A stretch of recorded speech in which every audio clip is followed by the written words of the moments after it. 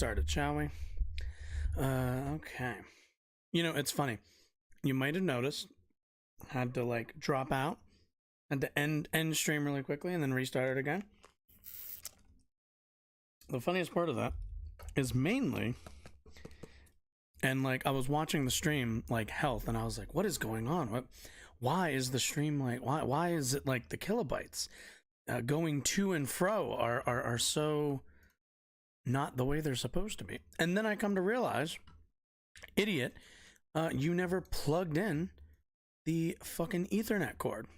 So now that that's plugged in and everything, what I need to do is get like a checklist. That's what I really need to do. But you know, I need to get like a checklist before, but you know, that I write down somewhere physically in here so that I'm like ready, so that I know what all, you know, I need to do. Anyway, how's everyone doing? This has been me pretty much talking to nobody for the time being, because at a certain point I'm kind of like, okay, it's time to go. It's time to go. Like, you know, we'll do it on the fly. But how's everyone doing? Yeah. Let's do the intro real quick.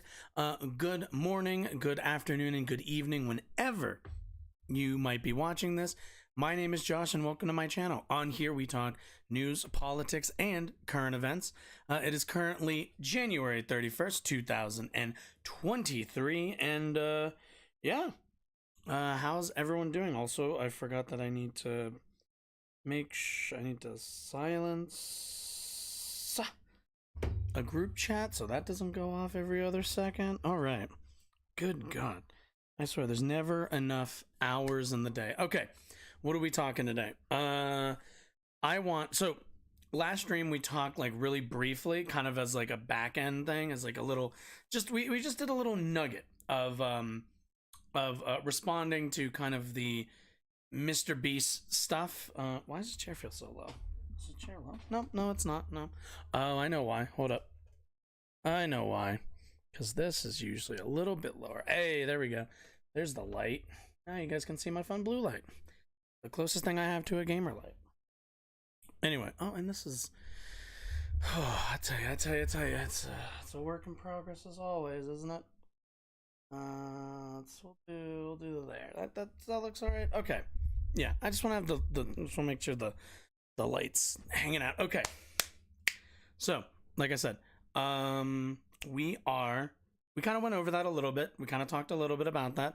You know, our new follower over here, Porcupine Sun, kind of pushed back on some of, I think the more cringe talking points and the more cringe perspectives that people take on the Mr. Beast controversy. But I want to do a little bit more of a deep dive, but also we're going to do so through watching somebody who I would have thought I would be disagreeing with on this case, but actually, we actually found we might, I haven't seen the video yet, but we might have found some agreement with Tim Pool. So, let's just go right into that. Also, I just realized I don't have my headphones, so be back in a second. Like I said, it's always...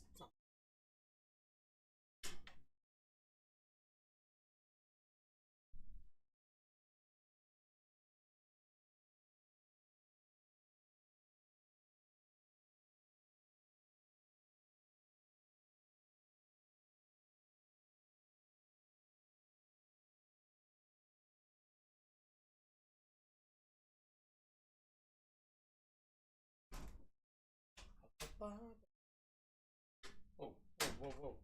How's this all the way around my arm? Okay. Headphone jack in. I also can now I'm a bit deaf. Okay. Let's go. Maybe Mr. Beast can solve that next. Alright, also, before anybody complains, I got cheese curds tonight. This is basically my dinner until, I don't know, maybe after stream when I make something. Who knows? No, I haven't really been hungry all day. Anyway, let's get into it. Let's get into the content. I'm seeing people rag on Hassan Piker because he expressed some disdain over the circumstance around Mr. I'm going to assume he's going to play the video which would be incorrect. Okay, fine. I will play the video then. I will play the context. That's fine, Tim. That's fine. That's fine. You're not, you're not like, what the fuck is this? Once they got all the footage they needed. True. Not true. Oh, come on. Oh, wait. Was that it? Here it is. Yeah, this is what I want. Okay. Okay, so here's the context. Let's here's Hassan's original whole spiel. You watch the video and go, oh, how cute and how nice. I watched the video and I'm filled with rage. We'll go up here. We'll block his chat. It's fine. He'll be okay. He would want this. Procedure because we paywalled it and decided that like some people just simply can't get it. It is so insane. Yeah, bro. Like, he's not wrong about this. Like, fucking not being blind is like, fucking, you gotta pay your like 24,000 like fucking COD points. Like that it's up to like one YouTube guy to like decide to make content out of it that people who are too poor can't just fucking see. That's insane. Anyway, sorry. It's just like a deeply, deeply frustrating concept. There were also people being really stupid on Twitter, which is to say there are people on Twitter about this topic. Like, it's kind of self-evident. You watch the video and go, oh, how... Oh, was that the entire video? Was that really the... Oh, yeah, it's only like 45 seconds. Okay, so pretty reasonable. I mean, I don't really think you could, like, argue that. I don't really think you could argue that he's right in this case. But, anyway. Mr. Beast and curing blindness and all that stuff. So I'll give you the quick gist, and then I want to show you what Hassan had to say. Because I somewhat agree with Hassan on this one, and I think it's something we definitely... Amazing. CNN reports YouTube star Mr. Beast helps 1,000 blind people see again by sponsoring cataract surgeries. Dude, that's awesome. I'm a big Mr. Beast fan. I have my criticisms of him. What I don't like is he's done these things where he really treats this money so trivially in such a way that it's somewhat condescending to people who don't have access to this. Not a big fan of that, but he does a bunch of really good things. So, I mean, let's be honest. Like, from like a societal like standpoint, I don't really care what Mr. Beast spends his money on, right? Like, Tim Pool's making like a critique of like, oh, well, he kind of spends it frivolously and he doesn't, he kind of like does, he just kind of spends money and does dumb shit. That's perfectly fine. I got no problem. If you make money, see, this is the thing. There's like the meme. There's the consistent meme of like socialism is when like you don't have money. That's not the what's the word? That's not the argument for socialism as a fundamentally better system. That has nothing to do with what we're talking about. When we talk about socialism, we talk about gearing the economy toward the betterment of as many people as possible, not toward wealth accumulation. But in no way, as long as you are paying taxes, as long as you are paying into the system that has afforded you this much wealth, as long as you're doing that very simple step, then I don't care what you do with your money. Buy fucking 10 Bugattis. I don't care. As long as you're not fucking raping women and fucking like hoarding your tax dollars so that young kids in like your local city or whatever get like shitty school supplies that teachers have to fucking fund. Like, that's the thing. It doesn't like, it's fine. Like, you can be fucking rich under socialism. You can be rich. I got no problem with people being rich. What I have a problem with is when the system allows these people to be rich at the expense of everybody else. When everybody else is left behind, that's where the critique comes in. It's like, I don't like the stuff where it's like, oh, you want $10,000 to like get your daughter's, surgery?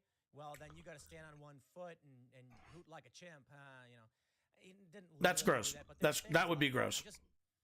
I find so much of it just bleh. when it's like you gotta sit in the It is not my studio, favorite thing either. move, and then you can get money, and I'm just kind of like, this whole idea is poor people. So it's like, dude, the dude did a Squid Games parody, but like very Yeah, that's much like the what it picture. is like in a similar space. But that's my criticism.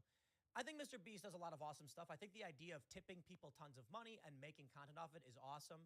So Mr. Beast, not positive. I'm not trying to rag on the guy. I'm just saying, like, he's not perfect. Check this out.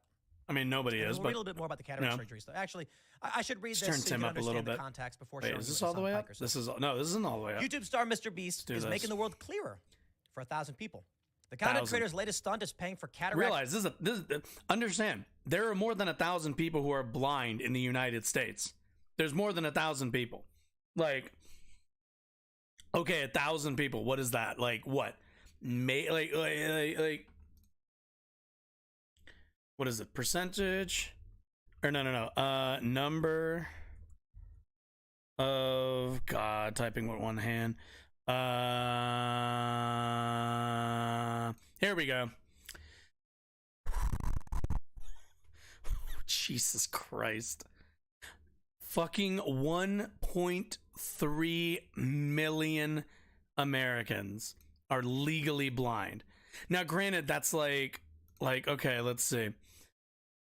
4 out of every 10,000. Like, yeah, I'm happy for these individual people, but like, we can, as a society, we can do better. Removal for 1,000 people who are blind or near blind but could not afford the surgery. We're curing 1,000 people's blindness, said Mr. Beast. The video features touching before and after footage of patients seeing with clear vision after finishing the surgery. I think Also, it's got like 50 honestly, million views, which is monetizing ridiculous. It's huge. like The days of- charitable and weeks charitable after my own actions like cataract this surgery, I was stunned by how feels bright and beautiful gross. and vivid the world It's was. like So good, this is, but it just like Levinson. I think we What all are we talking understand that about? it feels gross. It feels like Jeff you're Levinson, trying an to ophthalmologist like and surgeon, worked with Donaldson pay to your perform the first way round of surgeries in into Jacksonville, Florida. Levinson has coordinated the Gift of Sight program for 20 years, which I provides guess free positive, cataract surgery for uninsured patients who are legally positive blind public due to opinion cataracts. of you. Levinson got a call from a member of Donaldson's team. That's Mr. Beast, by the way. His name is Jimmy Donaldson. Jimmy. In September, I had never heard of Mr. Beast, so I almost hung up, but I gratefully did not hang up. They started by calling homeless shelters and free clinics to create a list of patients in the Jacksonville area who needed cataract surgery but could not afford it. Eventually, they had a group of Okay, 40 Tim, patients, you're and going too Levinson slow, pal. performed all of their There we surgeries go. in a single day, starting at 7 a.m. and ending at 6 p.m. That's amazing. All right, let's pull up this year Hassan Piker. Oh, now you should. Fine, whatever. You watch the video, you go, oh, how cute and how nice. I watched the video and I'm filled with rage Yeah. that What's like wrong with you? that we shut off access to a 10-minute procedure because we paywalled it and decided that Yeah, like, it's some like people not just simply about. Yeah, can't get it. it's It not is so about. insanely frustrating. It's not that about it, like, this. it's up to like one YouTube guy to like decide to make content out of it that like that people who are too poor can't just fucking see. That's insane. Anyway, sorry. It's just like a deeply frustrating. It's like how like have you ever heard people like do like the why doesn't Batman just like invest in public infrastructure? And like why doesn't Bruce Wayne just invest in public infrastructure and what's it called? And internal investigations into the obvious police corruption in Gotham City. Oh, and also shouldn't he be funding more social safety nets and homeless shelters, drug rehabilitation shelters, and safe what's the word? Safe injection zones. Like, why doesn't he just do that? Which the answer to why those things don't happen is it's a comic book and it's a movie. It would be rather boring if that's what he did. But Hassan's making the point here that like this is the real world. Like, we don't need to have one guy fucking vigilante his way through the United States state by state curing fucking blindness like rich Jesus. We could just have this could just be something that you go to the DMV, they deem you legally blind, and then they tell you go to your local eye exam guy and go get your fucking eyes fixed. And then come back, do the sight test, Boom. Now you're a 100% functioning member of society. Like just the ROI on that would be like incredible. Like you would offer people the ability to enter the workforce at such a higher rate doing that. Like there's no solid argument why the government shouldn't just be doing this for people. Frustrating concept. He's right. He's not ragging on Mr. Beast. Dextero says Twitch streamer Hassan explained why he's filled with rage from watching Mr. Beast's newest video where he cures 1,000 people's blindness. Well, yeah. He's right. Why is it up to one YouTube guy to make content off of this, which will generate money, to do that? It's mind-blowing to me. And a lot of people are ragging on Hassan like, they're like, oh, he should be mad about this. Mr. Beast is a good thing. He's not ragging on Mr. Beast. He's saying, why is it up to him? Why? Now, I don't completely agree with Hassan's politics on this one. You know, fucking Tim Cool over here. He says we cut off access to that. I don't view it that way, but I view it like this. I'm watching. What's the difference? So much of our money as American citizens be thrown all over the world for gender stuff. Oh, here we go. Okay. Programs for bombs in the Middle East. And I'm saying to myself, those two things are very different. With $100 billion. I love how he. First of all, I love the idea that Tim Pool is out here being like, the problem is my taxpayer dollars are going towards underfunded public schools that teach gender studies, and then overfunding the United States military industrial complex. Like, Tim, you could like fucking double. You could double the amount of gender studies courses in all like state schools tomorrow, and then reduce the military budget by like 25%. And guess what? You'd probably have the money to cure blindness in the United States. Like, this is a priorities thing. It's like what your society prioritizes. And, you know, curing blindness, which would be a common good of the people, isn't one of those things right now. And it should be. Do you think like the military, selling weapons to Ukraine, that's one thing. But, just throwing money at, the Iraq war, Afghanistan, and everything else that we did for the last 10, we could have cured blindness in that amount of time. But, there's the word we got. Dollars that we wasted in Ukraine. Now, I know. I can hear look, I got Ukrainian friends, and they don't like to hear me say stuff like that because they're like, well, yeah. We don't want to die. We don't lose our country. Well, yeah. And I say, my guys. Tim Pool complains every day about white people losing their country and about conservatives losing their country because they lost fairly in elections. Meanwhile,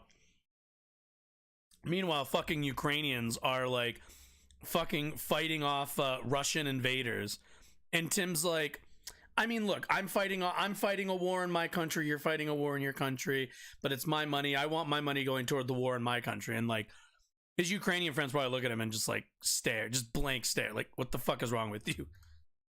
We're not you. I'm sorry. We're supposed to have your back. That I get. There's a treaty. If they give up their nukes, we come to their defense. NATO.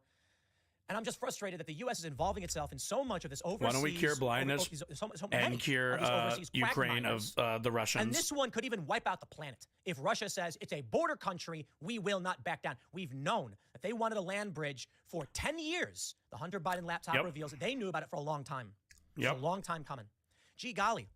Everything seemed to stop in this conflict the moment that Donald Trump got elected. But here's what I see. I don't think... Wait, what? Is he wait? Is he saying that Russia didn't want Ukraine when Trump was in power? They've wanted it since like the 90s, bro. What the fuck are you talking about? Okay. Cutting off people necessarily. Like if we started from baseline, if we were just, we're not involved in this war, we're not spending money, and you get some frugal government that's like, why are we talking about Ukraine right now? We're not going to spend money on cataract surgeries if people can't afford it. I'm sorry, we just don't do that. We can't afford it. I'd be like, well, who am I to tell my fellow countrymen to give their hard-earned dollars through the process of inflation or however the U.S. is doing it with the Federal Reserve, but just to give their buying power and their value to strangers, not to me. You give your money as you see fit. I'm not I don't, I'm not 100% on board with taxation as theft, but I'm, pretty much not a fan of. So this is the thing. Like, I've heard people say like taxation is theft.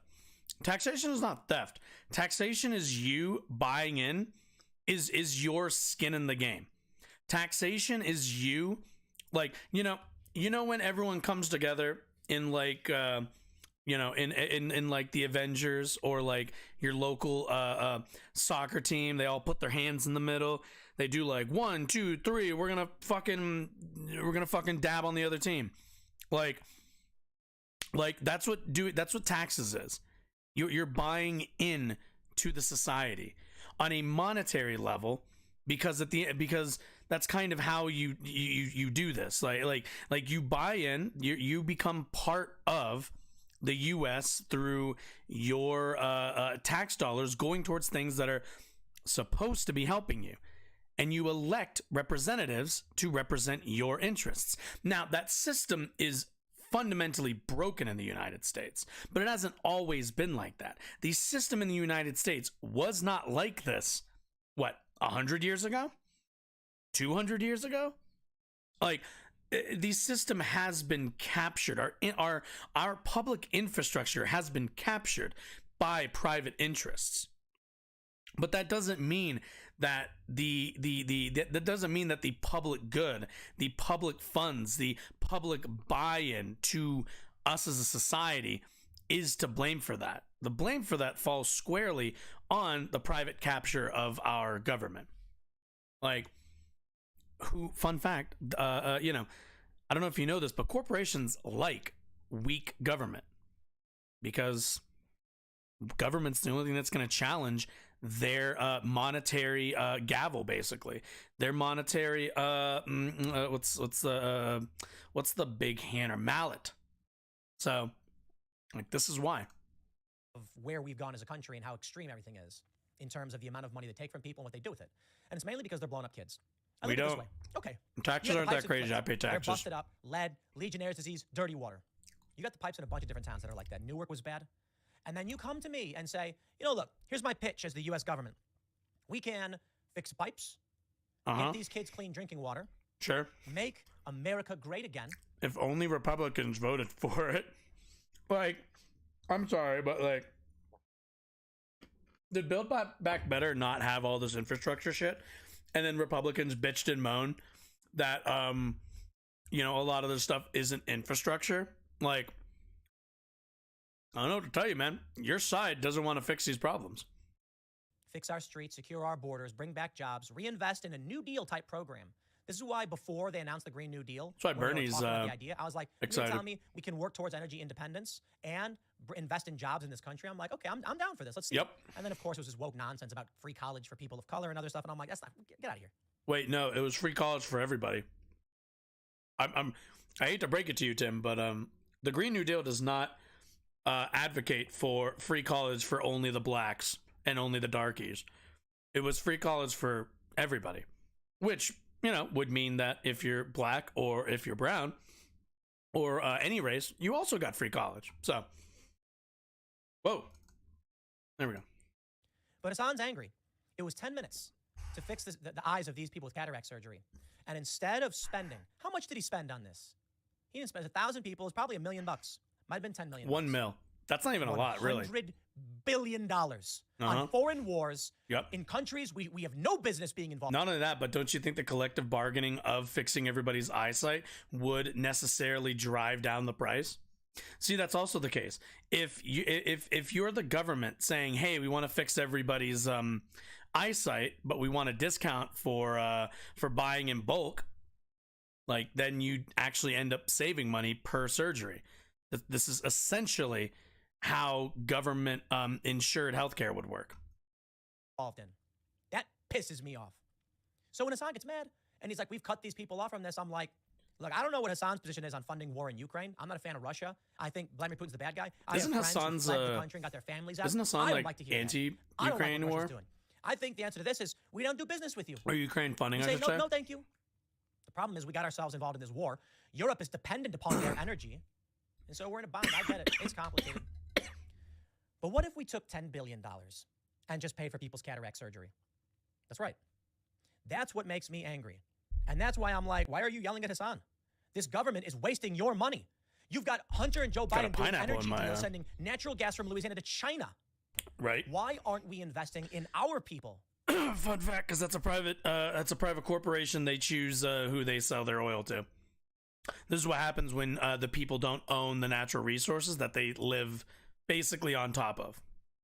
Why aren't we dealing with our border crisis? Why aren't we dealing with jobs in the economy? Why all of this, are we spending so much? The really reductive answer to this is capitalism. The old omnibus bills from the previous Congress. It's like $12 very million for gender studies. It's rather clear. $12 million and cure some people's blindness. I would prefer to see why not gender studies and or whatever blindness else in foreign aid be given to homeless and desperate Americans who need cataract surgery. I don't know if Hassan agrees with me. What about housing? Why don't we give them housing too? Let's give them eyes and let's give them housing. Fucking let's just buy let's buy them new eyes. Can we let's buy them fucking cyberware eyes. Fucking deck these motherfuckers out in cyberware. Maybe he's pro-war in Ukraine or whatever. But I'm just saying, on the surface, when he comes out and says it fills me with rage, that it's up to some YouTube guy to make content to do this, and I'm like, preach, brother. Amazing. Why do we have to hope that some guy on YouTube is going to be the one to help these people? Why is it that we can count on the U.S. government giving multi-billion-dollar contracts to big pharma, but they won't spend a pittance on just helping people see? Because privatized health insurance. I don't know that it is. Maybe some universal. What? What the okay.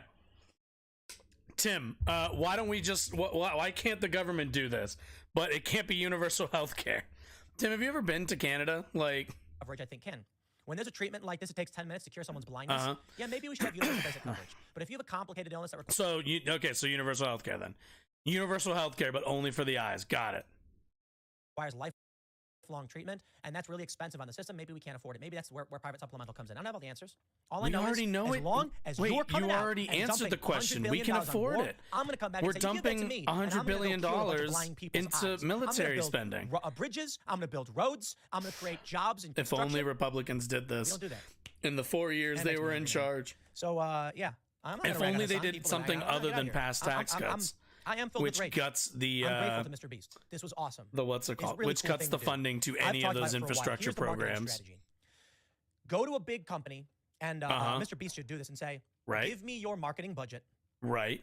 Mr. Beast, legit pitch. I hope he does this. Uh-huh. Go to any big Fortune 500 and say, what's your marketing budget this month? And when they're like 50 million, say, okay, you give me that $50 million, I will give you 100-fold return on what you'd normally get. And then you know what you do? You build a bunch of sustainable housing in low-income neighborhoods.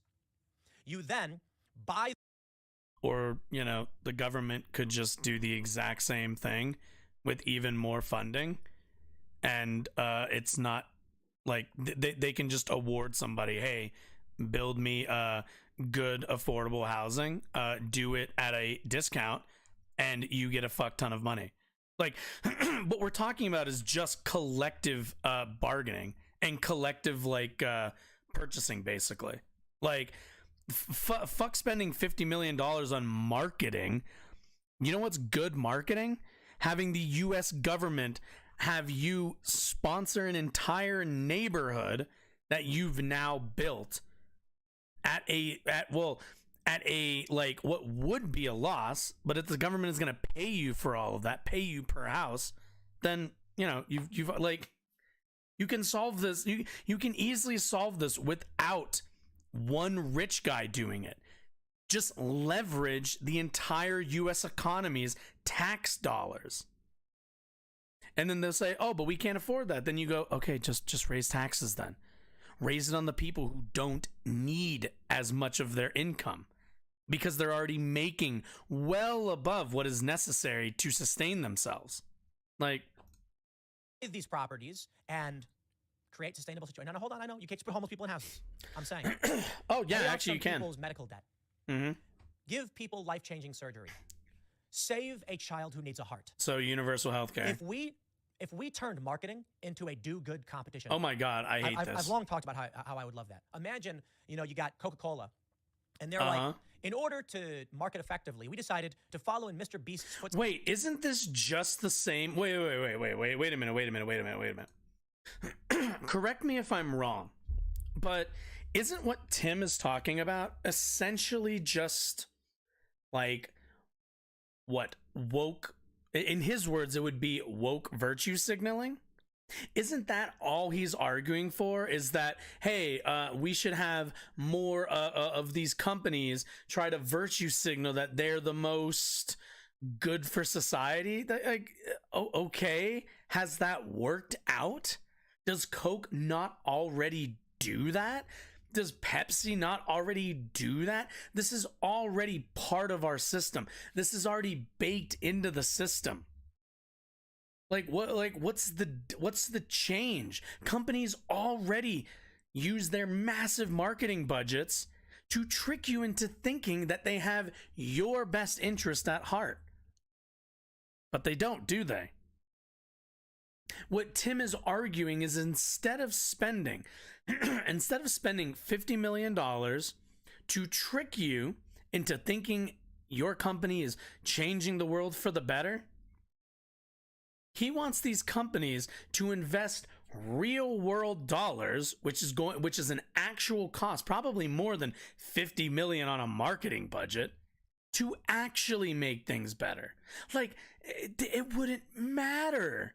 They'd be like, wait, I could spend 50 million and trick everybody and save money on the production of my products. Or B, you want me to spend more on the products, still have to spend money on marketing to convince people that these products are better for them, because you still have to market that way. This would fall apart immediately. This is the brain of somebody who thinks, like, who has fucking Twitter brain. Like, oh yeah, dude, you just like put out an ad. Do you know how much ad space costs? Do you know how much it takes to even like make ads to begin with? Like, there's entire marketing departments. Like, Jesus Christ. Like, this wouldn't work. We already do this. Steps and use our $50 million marketing budget this month. I don't know if it's 50 million, but I imagine it's something massive like that, to do as much good as possible. So we hired cleanup crews to go. Why don't they just do that now? Chicago South Side and start cleaning up trash, filling potholes. Because if there's not a return on that investment, they have no interest in it. Whoa. You think you're going to upstage us? We're going to take our marketing budget, throw 10 million on top, and then we're going to go repair, these broken pipes. This is like fix the water. Imagine if Pepsi. This is like, oh, yeah? Imagine living in a world where you think like these corporations are altruistic and don't like do this sort of stuff specifically so that they can get away with like child slave labor outside of the US and shady business practices and like shady working conditions. Like, that's why. Like, you spend the 50 million because it's cheaper than like spending 100 million and doing something actually good. Like, the return on investment would have to be there, and there is none. Competition is still going to be the same. You're still going to be competing with the same businesses. You know who would win? The person who did the least amount of good, but complemented that with enough of a marketing budget that would outweigh that and get public support. Trusting these corporations, to be honest, is Tim's entire its concept falls apart. Fix the pipes in Newark. The amount of attention that would be generated. Why would they be massive? Instead, they buy billboards with a smiling person drinking a soda. Well, yeah, because that's cheaper. I'm just maybe a little idealistic, but I'll leave it there. Shout out Hassan. I wouldn't say idealistic, just really fucking stupid. Like, Tim, you've been covering news for how long, according to you, and you haven't like gotten the understanding of like, oh, actually, I should have known these corporations have no interest in like our values, which Tim should be aware of. Like, he just went through an entire episode of Daily Wire beefing with Crowder over putting the bottom line, putting the business, the business part of running these businesses above values. Coca-Cola has no interest in your working faucet. If they could, they would pay to have a pipe fitted in your home to dispense Coke to you at any point that was like held at like a fucking like water treatment plant that they bought out a corner of it to have a Coca-Cola dispensary or distillery to send Coke to millions of houses. If they could do that, they would do that. Coca-Cola is there to make money, not to be altruistic, not to do like nice things for the public. That's not what they're interested in. They're interested in making money. And you know what? Billboards cost a lot less than fixing the pipes in Newark, New Jersey. What are they going to do? What? The people of Newark, New Jersey are now going to never even glance at a Pepsi ever again because of what the wonderful Coca-Cola company did for them. Like, no, come on. It's fucking stupid. There's like naivety, and then there's just kind of being fucking dumb. Like I can't believe he went out there and really said that. But okay. But I just blows my fucking mind. Utterly blows my mind. Anyway, okay. I mean, I don't think I like. Okay, so I got like this pineapple lemonade thing, and it has like little chunks of pineapple. I don't think I'm a fan of that. I'm starting to think that's a bad move because I keep like getting these stuck in my throat. The little, because they're just big enough to make it through the hole. I'm not a fan. I don't think I'm a fan of that. Like, I don't think I am anymore. Like, I was okay with it at first, but I'm starting to think that was never the good move. But anyway, right, we should do the thing. Anyway, if you're enjoying any of what you're seeing, if you've gained any insight into this, or if you just like hearing me rant about stuff, I implore you, I ask you kindly, benevolently, if you're on Twitch, hit that follow button. It really helps out the channel. And if you're on YouTube, hit that subscribe button. That also really helps the channel. You should also like the stream as well. But I feel like I can only really make one ask of you per platform. So anyway, let's keep moving. So I think it was Bisky who was in here yesterday. They mentioned Brett Cooper. I've never seen their content, but I have seen their channel. And at first I was like, this is some 21-year-old in her gamer chair in her room. I wasn't really sure. I was kind of that, like, where I'm just like, do I really want to cover this? It's one thing, hitting up Ben Shapiro and everything. It's one thing to do videos responding to my cousin, but the Zoomers, I feel, it just doesn't feel.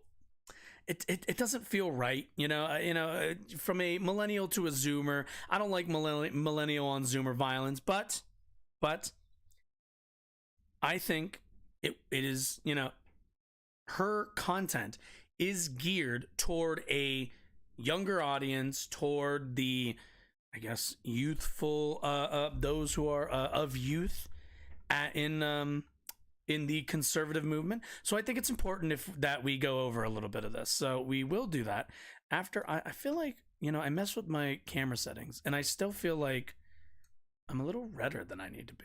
Then again, like, the problem is so you guys can't see, but on this screen, which is the screen that the software runs off of to run the stream, it's not like it's fine. This one, the one that I watch everything through, I am very red in this one.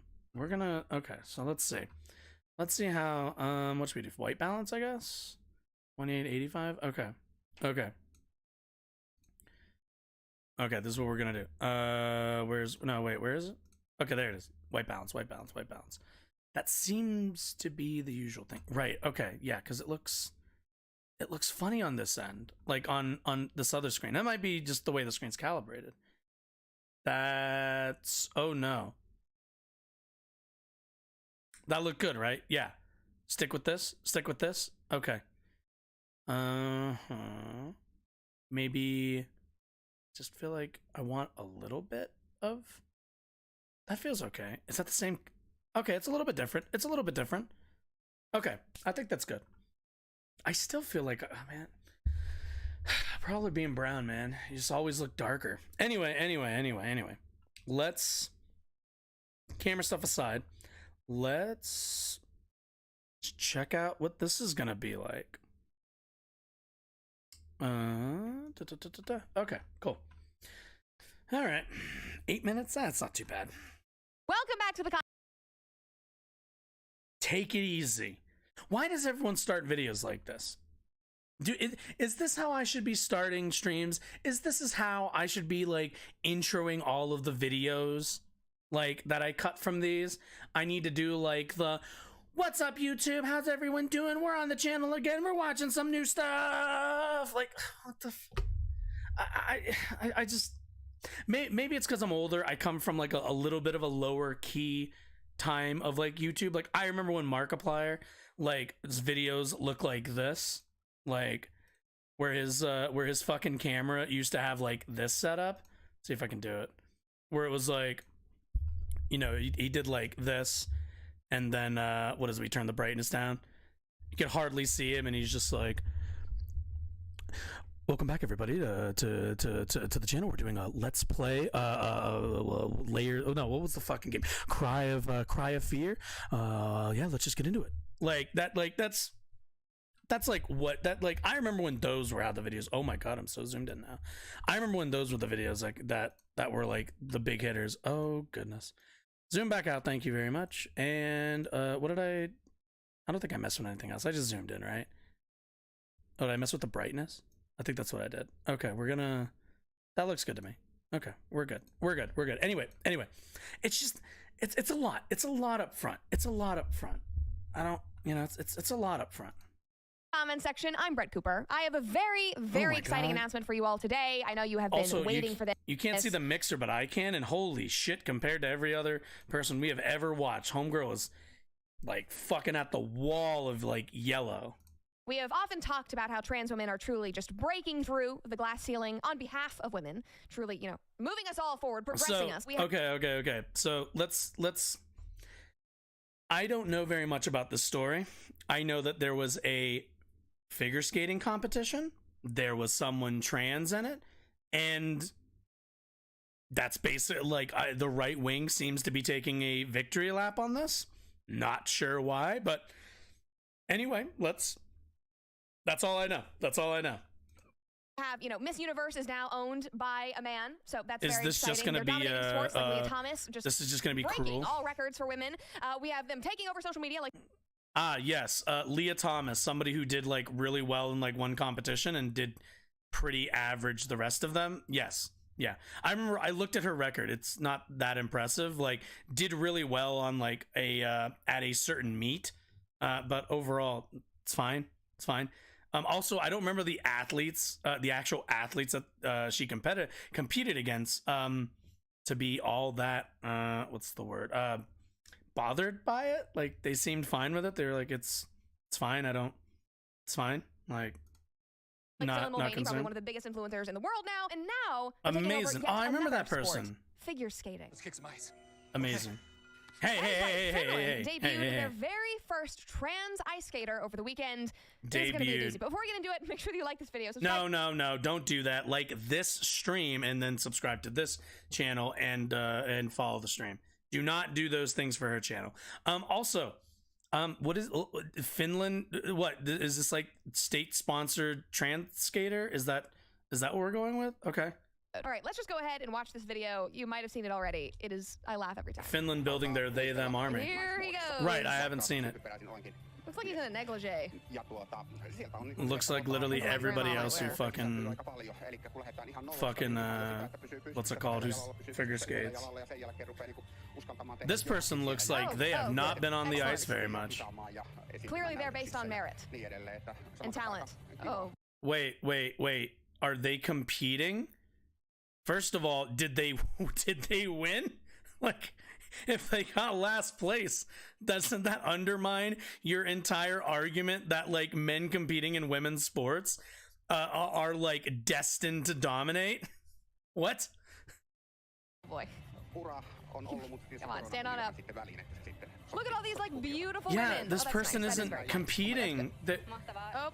Yeah, they're not competing. Obviously, I don't want clearly. anybody to be embarrassed. Falling when you're performing, anything like that, it's no fun. Would you like to join me for a dance?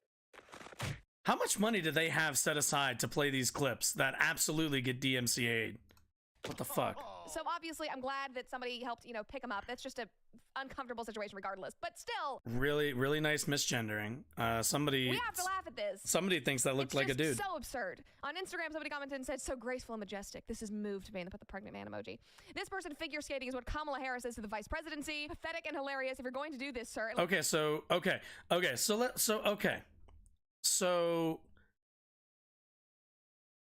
her channel is called The Comments Section. So what you're telling me is that Brett Cooper runs what is essentially a Mean Girls fucking YouTube channel. Because that's what we're doing right now. We are just bullying somebody. Is that this entire channel? She gets on here and just bullies people, just reinforces their either their embarrassment for not completing a task. Like what is this? What the fuck is this? Like, this person gets paid to just fucking I don't even want to say dunk on. This isn't even dunking. This is like, hey, we're gonna read a bunch of like mean, poke funny comments and pretend that there's some kind of substance, that there's something to be drawn from this. You're just being an asshole. You're just a fucking mean girl. That's all you are. What's homegirl? What? Like, you know what? I know what we need.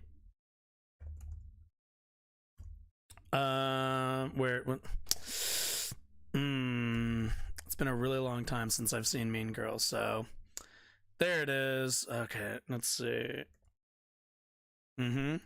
This is what I think we need. This is what we're gonna do. Give me like a, here we go. Okay, hopefully this looks like it's gonna work. Or at the very least, this looks like it actually is a PNG. Don't you always hate it whenever, like, what's it called? Whenever any of these, like, aren't actually PNG. Like, you download it, it's like, oh, it's a PNG. And then you get it, and you're like, that's not a PNG. I don't know who told you this. Okay, let's make sure that... I feel like that's not going to function well. Okay, 1 second. I think this is what we need. This is the way. Switch back to me real quick. Okay. This is gonna be the way. Let's see.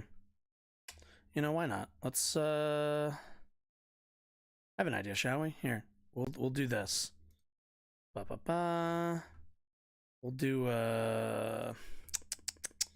is it window or is it, no, it's like screen, isn't it? The hell? Oh, display. I'm stupid. It's display, not screen. I am a dumb. Let's see. That one. Cool. Yeah, we're gonna do this. We're gonna do, why are you on the one? That's not the one I want you to do. Oh wait, is it this?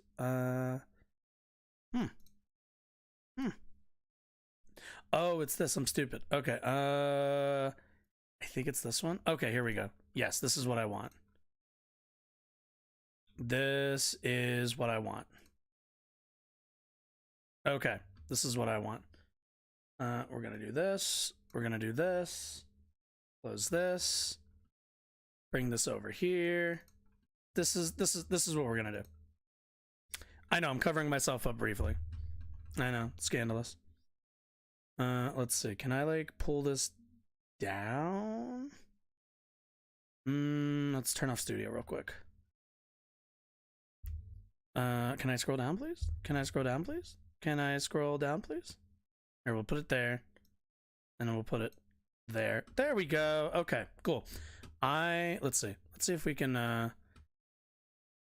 What are you doing? Why are you locked? Why would you lock yourself? What is this absurdity? Hello? Are you want to wake up? You want to wake up, Photoshop? excuse me? Oh my goodness. Photoshop, wake up. Do I need to like open? Fine. We'll open a new thing. Fine. We'll open this. We'll do this. Over here. Unless this is just gonna, unless you're, okay, there we go. That's all I wanted. Okay, can I, yeah, let's like, so it's not a PNG, bastards. I knew it. I fucking knew it. Okay, thank you, Jesus. I just want, like, when I type in PNG, like, can we please actually, like, have it be a PNG? Please. That's all I'm begging you. I'm begging you, world. I'm begging you. Okay. Now that that's done, go away. Now we can do this. Image. This. Right. This one. Cool. Amazing. Okay, cool. We're just gonna set her right here. While this, quite frankly, like me, actually, let's flip her horizontally so she can judge this very mean person. No, I said flip horizontally, damn you. Transform. No. Oh, no, I didn't. I did not do that. Yeah, there we go. Yep, there we go. Love it. Absolutely love it. We're gonna keep this here while she's performs being an asshole in front of how many people, how many views does this fucking thing have? 194 views of this girl just kind of being an asshole to people. That's really cool. I'd love to see that. Absolutely love to see that. We'll delete this. Okay, back into it. Now that we've fixed it. At least take ballet or dance to try to be athletic. This is a mockery of an incredibly difficult sport. They will probably give him a damn medal. Yes, it does not matter how bad you are. If you check the intersectional boxes, they're gonna be like, oh my god, you're such a star. Break through that ice ceiling. Should we go check the comment section? Said, just woke up a few days ago and decided to be a trans figure skater. Ronnie Renner said, bring Tanya out to handle this. Speaking of her, if you don't know who Tanya Harding is, go watch the movie I, Tanya. It is fantastic. It's a good movie. Very controversial yet talented figure skater. You would say that once you see that. But Jack Posobiec said mentally ill 50-year-old dudes, women's sports. That's Tanya Harding. She like theoretically. Wait, what? What? Oh. Wow, this is really okay. So this is really just occurred at the opening Hit me with the ceremony of context. the European Figure Skating Championships, which are going on right now. So it's not a competition. Like county ice skating rink. Somebody do it. No, this is like a very big and also not a competition. That person is also not competing. Got it. The theme of this year's event is just be you. How ironic. Seriously. And this trans skater, who is a 59-year-old man named Mina Maria, was a featured guest. This is from the website. The spectacular opening ceremony praises equality and diversity. Excellent. So does everybody else in the entire world right now. The ISU European Figure Skating Championships at Espoo Metro Arena will begin on Wednesday, January 25th, with a spectacular opening ceremony drawing its inspiration from the event's theme, Just Be You. The Finnish Figure Skating Association promotes the importance of equality and diversity and develops the skating according to its values. With a diverse group of performers, we want to show that the ice has space for everyone. The opening ceremony will present skaters at various levels from the non-professionals to top athletes. On the ice, we will see single skaters, synchronized skaters, and pairs. Included among the performers is figure skater Mina Maria there it is. Okay. who defines herself as a gender-neutral woman, adaptive skating performers, and a male synchronized skating team. Now, let's just watch that original video again, now with the context. So this is all for progressive brownie points, all of it. You just have to enjoy this one more time. So you have all these beautiful top athletes. They're all beautiful. They're all So what you're telling me, what the critical critique here is that a trans person had the audacity to perform non-competitionally, mind you, around to perform with professional figure skaters. Do you think this person was on the professional level, or because they said from various stages of talent, or do you think this person was, I don't know, kind of on the beginner level, or just kind of like they liked figure skating? They're probably not the best. They're obviously they look like they're kind of on the older side. But do you think Brett Cooper would have this kind of vile, gross take if this was just like I don't know, a senior citizen. Just kind of somebody who liked the sport of figure skating and went out there and tried their best. Like, you're like, you're a bit weird for this, dude. Like, this is like the idea that you'd be bothered by this. Like, what did they always tell us? What did they always tell us? They always told us it was men competing in women's sports. And now it's morphed into men. What? Now it's trans women being in the same room as female athletes. Like, they're not competing. They, contrary to what whoever that dumb fuck commenter was, didn't earn themselves the gold medal of Finland ice skating. So what's the harm done here? Nothing. That's the thing. There is no harm that anybody can point to from this video, from this performance. Nothing. The harm is setting off Brett Cooper, and I know Ben Shapiro watched this as well. I saw he had his little video, but we're focusing on other people. Give Ben a break a little bit, but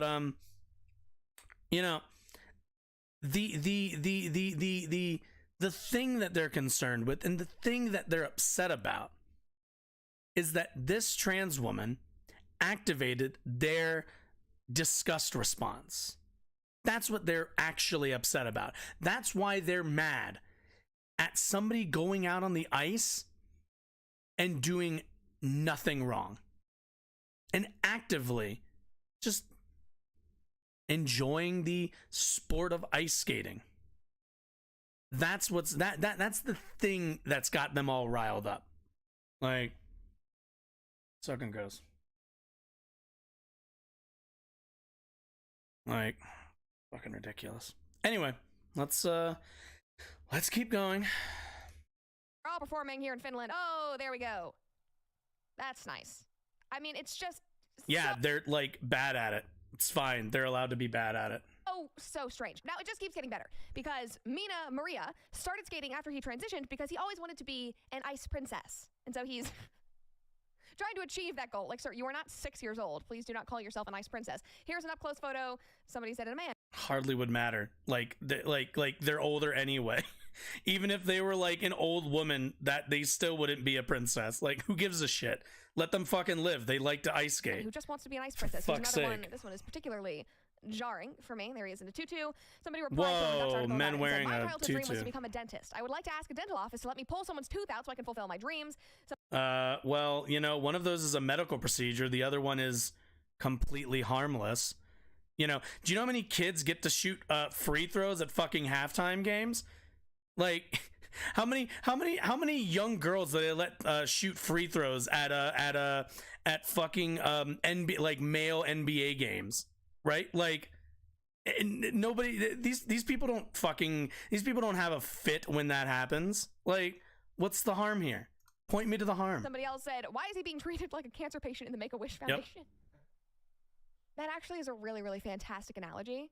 Like, What a pro-life. I'm gonna make the bold assumption that this person sees themselves as a good Christian. What a good Christian comment to make, and what a good Christian comment to validate on your show that goes out to hundreds of thousands of people. God, we're so sorry we've oppressed you for all of these years. Here, you can do anything. You can win any medal. We'll let you win anything. We just don't want you to Did be they win a angry at us. medal? Don't cancel us. How much do you wanna bet they anything. didn't win a We'll medal? give you any opportunity. It's like, no, you weren't here because of any merit. You're being handed this. But not because you're a cute kid who we want to make their dreams come true. No, it's because you're like a weird, confused, probably creepy adult. God They're very, forbid. very different God forbid situations. Now, adults Mina, have I don't dreams. think was competing in this championship. I think they just brought him there to, You lift up don't the know diversity and that? inclusion so that they can Wait a feel really minute, good you about themselves. don't You guys know can correct me that? if I'm wrong, if he is actually competing, but he has competed at other She's events in the clearly past. This not. is not just some little hobby that he's doing on weekends. Here he is in 2020 competing. This is the Juna Cup. Amazing. Remember, what did they always argue? That men shouldn't compete in women's sports because they inherently are going to perform better. And suddenly, look at this. A trans woman is competing and somehow not being that good. It's almost like acumen to sports has nothing to do with your gender. Fucking Christ. Well, they have to. They have to be hung up on merit because their entire worldview is based on merit. Not realizing, even though conservatives will be the first people. I love when conservatives talk to me about merit or try to get on their fucking high horse about it when they are the #1 group that will tell you. Have you ever heard this before? It's not what you know, it's who you know. You know who propagates that? Conservatives. People with older viewpoints. Like, I have never heard that from anybody my age or younger. I have only heard it's not what you know, it's who you know from older folks. They understand that the world is not based on merit. It's based on relationships and adjacency to opportunity. But, you know, they forget all of that once they're talking about literally any other group but themselves. It's better than I'm sure a lot of us would be, but it's still strange. This person would kick my ass at ice skating also. Are you guys noticing that they're some cultural appropriation? Oh, a jump. Oh boy. Do you give a shit? Brett Cooper, do you give a shit about cultural appropriation? Please fucking spare me. Please fucking spare me, well, Regina. I didn't fall this time, so that's a step up. Maybe you should pick another sport. Suck my dick. Now, I'm shocked that people have not brought up the Japanese cultural appropriation because he was in a full kimono. He had his face painted white. He had his hair done in a certain way. But because he's a trans woman, they can't say anything about him because he is like the most oppressed class because not only is he masquerading. Well, that's not the thing that they're famous for, apparently. They just competed in something and nobody heard about it. That's why. Like, no shit, because your side obsessed over the other competition. I wouldn't know this person even existed unless you until you showed me this. As a Japanese person in a kimono, he's also masquerading as a woman, but that trumps everything, so nobody can say shit about it. The whole thing is also just trans strange. Women. Studies have already shown that trans women do not outperform regular women in an outside on an outsized level. Like the differences in terms of what's the word, strength in certain certain measurements in terms of strength and endurance and stuff like that isn't all that different because estrogen fucking destroys your body. Consistently doing better than women in every single one of their fields. It's just absurd. I mean, literally. Also, no how many of them here. are complaining? And still, everybody is bending over backwards to applaud him. It's always strange. The parents of. Okay, you can fuck off, Regina. Wow, holy shit, that was actually kind of worse than I thought it would be. I hadn't noticed this person's what's it called? This person's fucking what's the word? Channel name, but that makes all the sense in the world.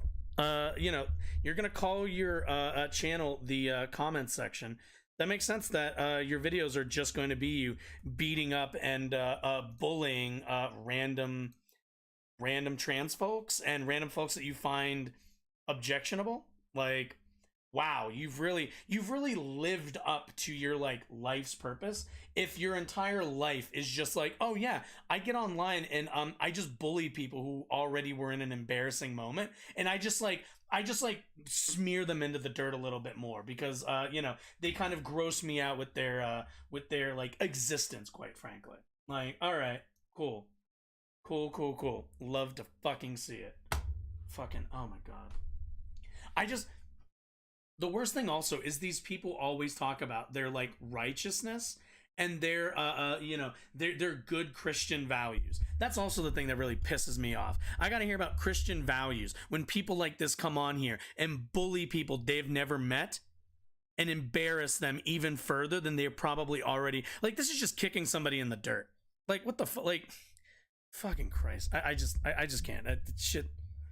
I hate nothing more than bullies, especially somebody who has a massive platform compared to that figure skater. But oh Jesus, good God. Anyway, okay, all right. Anyway, hey, Bill, shut the fuck up. I haven't started the video yet. Anyway, let me do the required thing that all content creators are doing. If you enjoyed any of what you watched, if you got any kind of catharsis out of that, I'm happy that you did, because I only just got really annoyed and angry. But if you enjoyed any of that, I would really appreciate if you hit like the little follow button if you're on Twitch, and the subscribe button if you're over on YouTube. Like the stream if the platform that you're on allows you to do that. I don't remember if you can do that on Twitch, but either way, I appreciate any support, and we're just gonna go right into the next topic. Let's see, let me pull it up. Fucking Bill. Okay, so Bill Maher decided to, I guess, pick a fight with Heisenberg, Bryan Cranston. Not somebody I would pick a fight with, personally, but I guess he was complaining to him about woke Hollywood. So Bill Maher sees himself as far as I can tell, as a enlightened centrist, somebody who sees the extremism of the right and sees the extremism of the left, and really can hone in on the negative aspects of both movements. Even though one movement is mostly fighting for equal rights and an equal position in our society for people of a marginalized group, trans people would be one example of that, just kind of equalizing the field, and the other one would like to genocide those people and, rule with authoritarian, rule under an authoritarian banner, and some of them also have already advocated for Christian nationalism. So these two things are absolutely equal in Bill Maher's mind, because Bill Maher lives in a world where, he gets paid very well to give his opinions of, hey, what if nothing ever changed? What if we just stayed exactly how we are because the system is working for me? That's who Bill Maher is. But I guess he wanted to complain to Bryan Cranston, so we're here. Maher used to be good, but dude, like, I think the thing that gets me with Maher also is, like, I really liked Religulous back when I was, like, younger. Like, it was a movie that I was like, holy shit, this is, like, really fucking good, and I like the points that he makes. And now, like, I see Bill Maher, and I'm like, none of that, all of that, most of it was obviously, I don't even know if I want to say, was like Islamophobia. A decent bit of that movie is Islamophobic. But then the rest of it is just him, like, trying to embarrass religious people, which, for some of those people who spread a lot of negative views, I got no problem with lampooning them. But, like, there are people who genuinely hold beliefs that are perfectly good people. I don't like the anti-religious, atheistic shit from, like, the early 2000s. I'm not a fan of that, although I'm sure I participate in a decent amount of it. But, like, I look back now and I'm like, no, you're just being an asshole. Like, people can have their beliefs, that's fine, but there are obviously bad actors within these religions, within these circles, that are exploiting people's, genuinely held religious beliefs. But Bill has fallen much farther from my from my graces, quite frankly. My point being that people just don't grow up overnight. Society doesn't. More raise them. But for God's sakes, it's time. Right? It's 400 fucking years that we've dealt with this. Oh. And whoa, fucking Heisenberg dropping the Fs. Our country still has not taken responsibility. Have to pay respect. For what? For the history of the systemic racism that's in this country. What should we do more? Well, I mean, for one thing, critical race theory, I think, is essential to be teaching. It depends on what you mean by that. Well, I mean teaching how the race trade and racism is systemic in everything we've done, in government, in social activities. Yes, it has been. I mean, it's embedded in it. It's like, for example, why the Second Amendment really was, I mean, this is one person's theory, but I think it's the truth. The Second Amendment really has to do with, in a country where you were keeping hostile people in chains, yeah, you needed guns you needed very loose reins on guns to keep the lid on that. Yeah, so that has a lot to do with why other countries don't have like a Second Amendment the way we do. And we didn't have an organized army. We didn't have an organized militia. So you had to form one quickly and be able to get the arms quickly when we were being attacked. Exactly. So, but critical race theory can mean it's just one of these catch-all terms. If you mean we should honestly teach our past, of course. if you Wait. Who is it a catch-all term for, though? Like, leftists know what fucking critical race theory means. It's the right who has turned it into a catch-all nothing term. You can't even decipher what the fuck it even is talking about anymore, because the right has turned it into anything that's not what's the word? Patriotic, fucking what's the word I'm looking for? Propaganda. Like, it's very obviously not the same. Like, yeah, no shit. This is a problem you should be talking to somebody on the right about. Their mischaracterization and misdefining of what critical race theory is. And also, yeah, the like he said, systems. Like, it's not that everybody who is like everybody in America is racist or something. It's that the systems were built with race in mind, specifically that black people are property. you mean more what the 1619 book says, which is that it's just the essence of America and that we are irredeemable, that's just wrong. It's not. I mean, Okay. yeah, I agree with that. But even teaching our past and being honest and owning up to who we are as a country and the history of it. Most schools are doing that. I mean, I'm sure there are ones in Texas that are not. Look, in Florida, they're I'm sure there's ones in Texas that aren't. Texas, what? The second largest state in the union? Oh, yeah, it's fine. Like, if Texas doesn't, it's like, fine. It's only how many millions of people who will be miseducated on their own history. That's fine. It's fine. It's fine. It's fine. I don't know what everyone's freaking out about. Like, yeah, it's fucking bad. Like, what the fuck do you mean? They also, it's not just Texas. It's Texas, Alabama, Mississippi, Louisiana, Georgia, Florida specifically. We already heard about the Florida one. Like, yeah, it's all of these. Do away with critical race theory in a lot of other states. Because sometimes it veers off into things that are really not appropriate in schools. So how do you govern that? If you're telling 5-year-olds that you're either an oppressor or someone who was oppressed, you're introducing ideas about race that... I love how Bill Maher will get on here and be like, well, some schools might not teach proper history. We might just have to live with that. But he found only one example in one school of them teaching this nonsense, which even then I'm pretty sure he took out of context. And he's like, no, we just can't do critical race theory anywhere because I found one example. Meanwhile, we have thousands of examples in one large ass state, and he's like, but that's okay. Like, no, like, what the fuck is this? Like, what is this comparison? What is this? What is this equalization? These two things aren't like for kids that age who can't understand it. Okay, so common sense would common sense is what's lacking in this country. That is why people wind up. Trust me, Bill. It's not your sense. Often the laws go too far, but it's not coming out. It's not coming from nothing. It's coming from things that have started in colleges and very far left woke thinking. That, many people feel is not appropriate. Do you think he can even? So far left just means woke. Woke just means far left. That's circular. You dipshit. In schools, I mean, the same thing with gender stuff. You know, can they just be kids for a minute? Right. Okay. And that's absolutely. You already call them boys and girls. What are you talking about? That level of maturity when a child can understand that at certain times in this country's history, there was a grave mistreatment of other human beings. I think we get that. No, we don't get it. What do you mean you get really? it? You think that is... Bill, what, over 10 years ago you did a documentary about people with really out there religious beliefs, and you think people get the race stuff? This is I don't even know what to call this. This is just fucking stupidity. This is just fucking being stupid. Fucking leave your house. Go back to the South where you spent all your time filling your documentary to make fun of religious people, and go find out how much people know about our racist history and our relation to race in this country.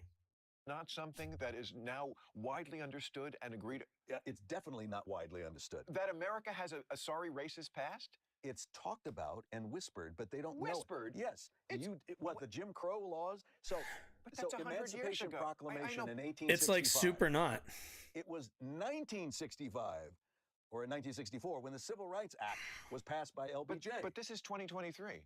It took 100 years. I know, but... We're just... Can we live in the year we're living in? You don't think Of course you live in the year living Okay, in. well, the year we're living in is You're gonna not drive me to drink. I It's tell not. you to It's not God, what man. you're describing. Fucking drink all you want, You're describing Heisenberg. in America, yes, that I think most right-thinking people would agree was deplorable in so many ways. No, I'm good. You good? It's tasty though. It is good. It's very different, and I like it. It's a little So smoky, that's but not because too it's smoky. mezcal It's and mezcal and not tequila. Because it's smoked and not steamed. I don't know what any of this means. What were we arguing about? well, probably the Golden Globes, which you sound like you should be making. Hello? No, I just think we need to live in the year we're living in. And What does that fucking mean? What I just want to live in 2023, man. Like, all right. What the fuck does that even mean? Like, what concept of America would you like to live with? The one where we only passed the Civil Rights Act less than 100 years ago? Or would you like to live in the fantasy land where, you know, black people and white people have been getting together and fucking collecting daisies on the fucking hills over in the Midwest for the last 300 years? Like, which one would you like to teach our children? Would you like to teach them that everything has all been gravy since the founding of our country, that we signed the Declaration of Independence, fought off the British, and everyone's gotten along since, but somehow in 2022, we're all divided amongst political lines because some people got one version of history and other people's got another? Do you think Bill Maher has any kind of concept of, the Daughters of the Confederacy or whatever, and the rewriting of history that they've done through textbooks in the South? Like, this is... Fuck's sake, educate yourself before you bitch about the education of others, for God's sakes. You're a millionaire, Bill. Why is somebody who's living in a little apartment in Colorado telling you about fucking information that you should have already learned? This is all stuff Bill Maher was born in, like, what, probably the 70s? No, not even. Probably more like the 60s. Which means Bill Maher should have parents that he should be able to ask and be like, hey, how was white people's relationship to black people back when you were younger? You're gonna be pretty shocked by their answers, Bill. Like, holy shit. Like, there are people who are still alive who haven't even entered retirement yet, who were alive before they had equal rights to white people. This is not 100 years ago. We're not even up to 70 years yet. Fucking A. Like, acknowledging progress is not saying the past isn't horrible or that we're done and there's no more work to be done. It's just being realistic about where we are today. And where we are today is nothing like the times you're describing. As bad as they were. So nobody owns right. black people anymore. Nobody's saying that. Obsessed on the past. The past is important. It's not And the teach only it. thing. They teach it like the Holocaust. Again, I You wanna be think able to most teach it? places do teach it. There are places. No. You already said there are Texas places that doesn't. go too far on either side. Can we agree with that? There's but I bet you most places in America. I mean, again, this is 2023. The people who are doing the Moffat, teaching are of a generation that is not mostly interested in suppressing the past or being racist. I mean, I disagree with that. well, then you don't watch a lot of the videos that they themselves post. They themselves. Teachers and educators. Trust me, they're Bill Maher, I found some TikToks of teachers, and now all the entire teaching profession needs to be put on blast. they're hyper aware of race. If anything, it is injected Because they're called into everything. educators. But you sound like you're more in the Hollywood. Do you think Bill Maher would say any of this about the Holocaust? Honestly. Do you think Bill Maher would say literally anything resembling this about the Holocaust? Do you think if somebody said, Bill, come on. Holocaust was like 100 years ago, you know, it wasn't even in this country. Why are we even teaching it? You know, like, it's not that important. It's not even part of our history, except that we like fought the Nazis, but that's not really like, you know, we have nothing to do with the Holocaust. We don't need to be teaching our kids about like the greatest evil ever done on like a group of people, like ever in human history. Like we don't need to do that. We don't need to do that at all. Like, do you think Bill would agree with that? No. Bill would be like, what do you mean? You have to teach the Holocaust. It's like an incredibly important moment in the history of the entire world. It's like, oh, really? Really? That's an incredibly important moment in history? Yeah, no shit. So is the history of the largest and wealthiest and most central country in the world. Like, yeah, no shit. It's kind of important for people to know how we got to the point that we got to. Camp, and that's fine. It doesn't mean we have to. No, it's a humanistic camp. I want. Did you know when you were a child? Did you know that segregation was all through? Again, when I was a child, was the 60s. Yeah. This is 2023. Holy shit, Bill. So you're telling me that people were segregated within your lifetime and you don't give a shit? Nice. To how Bill, it was. It's and as still if the present. same people. It is still, of course, you know what? Racism is always going to be present in not just white people, but in all people, to a certain degree. You can't completely what the sanctify fuck? Human nature. It's just what it is. It's tainted. We try to extirpate it as much as we possibly can, but we can't. Certainly, it's a great thing that we've passed most of the laws that you would need. I mean, discrimination is illegal, has been for a very long time. Obviously, it'll always be fought in the courts and so forth. But I mean, as opposed to these errors you're talking about, when it wasn't even the law. I love how Bill Maher will say, like, discrimination is illegal now. Like, we just wrote the word discrimination equals illegal. Bill, that's not how this works. You have to define what counts as discrimination and what doesn't. That's why you constantly have fights over discrimination laws, and you constantly have people who argue like, well, I think it's my freedom. If I don't want to hire somebody, I shouldn't have to hire somebody. And then you go and look and you're like, sir, you've hired 10 people in the last year, and you've gotten 20 resumes from black people and 20 resumes from white people. Not one black person got hired. Would you like to explain this? And they go, look, I don't think the government should be concerned with how and who I hire. I think I should have the right to hire whoever I want. Meanwhile, black people who live in that community don't have jobs, live in squalor, and aren't able to pay their bills because there's this thing called like racist employment filtering. Like, so yeah, like you have to, like, you're constantly fighting this because people are constantly finding new fucking ways to discriminate against people.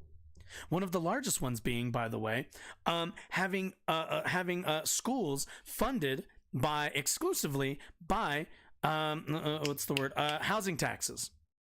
That's also another system that disproportionately negatively affects black kids, black students, black neighborhoods. Their schools don't get funded because their neighborhoods have a lower housing market, a lower priced housing market, meaning the taxes collected are even lower.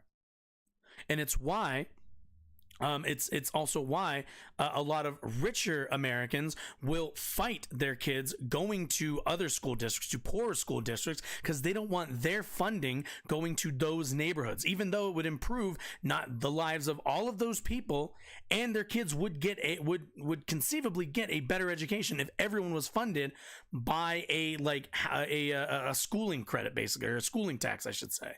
But no.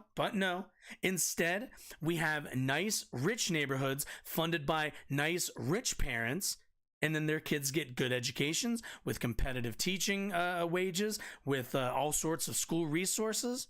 And then, you drive to the other side. You drive about a mile down the road, and you're going to see some shit-ass, bum-ass, broken-down-ass school overflowing with kids whose parents either can't afford to own their houses and pay rent, meaning that none of those housing taxes are actually going towards the funding of schools, or B, their housing is has been it's not like a proper suburb the same way some of these richer neighborhoods are, and they're just gentrified neighborhoods that are slowly crumbling, and also drives down the housing market, which drives down the taxes, which means their kids' education suffer. This is another example of how the systems disproportionately affect specifically African American, but a lot of kids, a lot of POC youth, unfortunately.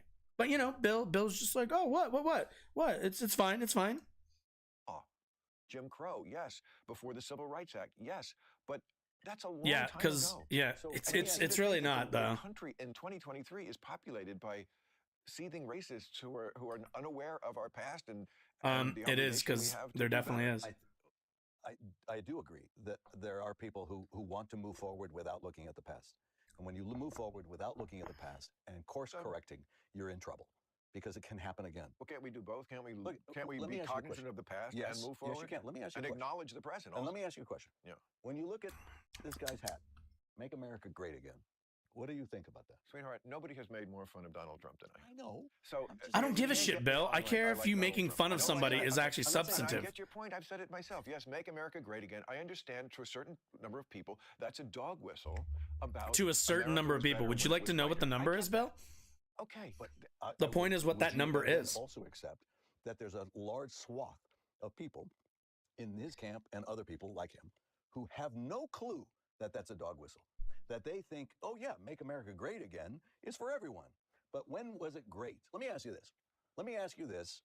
I know, oh God. I mean, making a big sigh. Come on. No. When was it great for African Americans in this country? When was it great? Well, if you're applying for college now, I would say now. So in our Yes, you can. If you're applying for college now, yes, it's great for everybody who can take on enormous sums of debt to maybe see a return on that investment. That's the positive future that Bill Maher wants to support. Totally.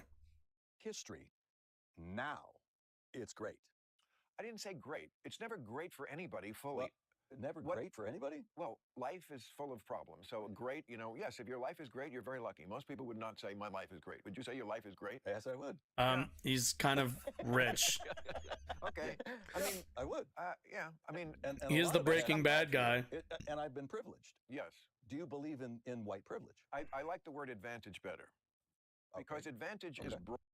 What's the substantive difference? Honestly, what's the substantive difference?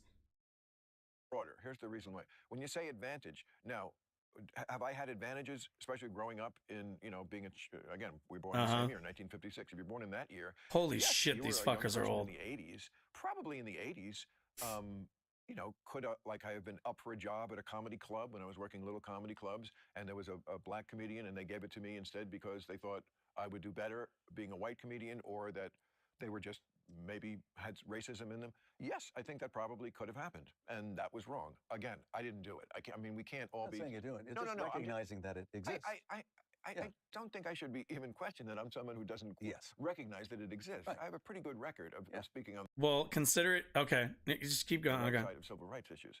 I just like to be real about where we are.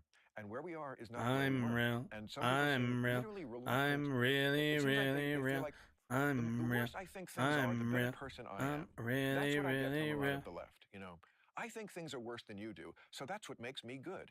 And I just want the reality. I just want the truth. What is the truth of the situation? And Bill, I'm pretty sure you haven't been living at a working class wage for what? Multiple decades now? Maybe you should check in with everybody else of how things are going. Maybe this is one of those you have this thing called rich people bias, Bill. That have you been struggling the last couple of years? Did you get fired during COVID? No. Did you get laid off due to COVID? No. Did you lose your health care because of COVID? No. So, what the fuck is this? I've had it good, again, so obviously it's been I'm fine. not decrying that these changes are made. I'm applauding it. I'm applauding it that it's great that if you're a black kid applying to college, yeah, you don't have to face discrimination like they used to. And very often those colleges and businesses also in America are trying to make up for their sorry past. I think we're not really far apart. I think it's to I mean, yes, are there factions that are on both extremes? Of course. But to say you're a liberal person, as I would consider myself, My boy Heisenberg here feels like, I don't even want to say a liberal. So far, he has said nothing objectionable. Whereas Bill Maher is definitely not a liberal. He is really just a dumb fuck. If you ask me, what's Bill Maher's political ideology, I'd say rich dumb fuck. That's his ideology. He's a rich dumb fuck who hasn't checked in with everybody else, has no idea what people are going through, because he's like, what? I'm doing all right. I'm doing fine. Everything's fine. What are you talking about? Things are great. Show's doing great. I'm getting paid millions. I'm doing great. I think common sense is the law of the land. It's what should be. I think we are in a much better place than we've ever been before, as far as civil rights, as far as acceptance and And It's just, the people who are running the world now are Better's not millennials best, and Gen dipshit. Zs. Except they're not. I think you're thinking of your generation, and they are still in place in some places. They're certainly. Guys, the last what? We still haven't had even a Gen X president. I want you to think about that.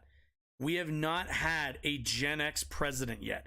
Bill Maher's like, what are you talking about? Millennials and Zoomers fucking run the world. How many millennials and Zoomers are in government? How many of them are in relevant positions in government? Almost none. Like, the people, we're only just now finally getting, like, fucking Biden's what, 80 or some shit? Trump, same as Trump, same as Bernie. The closest thing we've had to a youth movement, to a politically, like, youthful, political movement was Bernie. And Bernie's old as shit. I fucking love Bernie. But what is this like? Oh, well, millennials and millennials and Gen Z, they like run stuff now. It's like, do they? Have you seen the average age of Congress? Trust me, it ain't in my age bracket. Certainly not all racists who are in place, but yeah, there are. Like I said, I don't know if we'll ever get rid of it completely, like any human flaw. But the people who are running things, I just don't think that's their mindset. Is let's be racist to people of color. They don't understand it, but they are innately that way. Innately? Yeah. Oh Lord. No. What have you been reading? Oh, babe. Come on. Is that white fragility or some bullshit like that? That's not white fragility. Well, that's the book. No. Is that where you're getting that no, from? No, But not from innately, white like original sin, like we're we toxically. All right, let's hit Bill with some facts and some fucking logic here. Oh, that ruins that chart. Okay, well, we're gonna have to live with that one. All right, Bill Maher says, bring that back. Go ahead, Bill. Say it again. Give me a replay. Is that where you're getting that from? No. To people of color. But yeah, there are millennials and Gen Zs. They're not. I think you're thinking of your generation. I think we are in a much better place than we've ever been before, as far as civil rights, as far as acceptance and.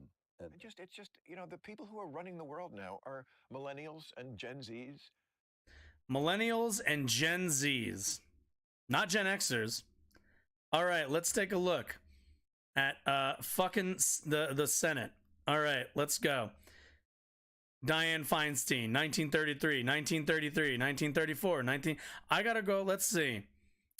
44, 1950. Sessions, 46, 47, 50, 51.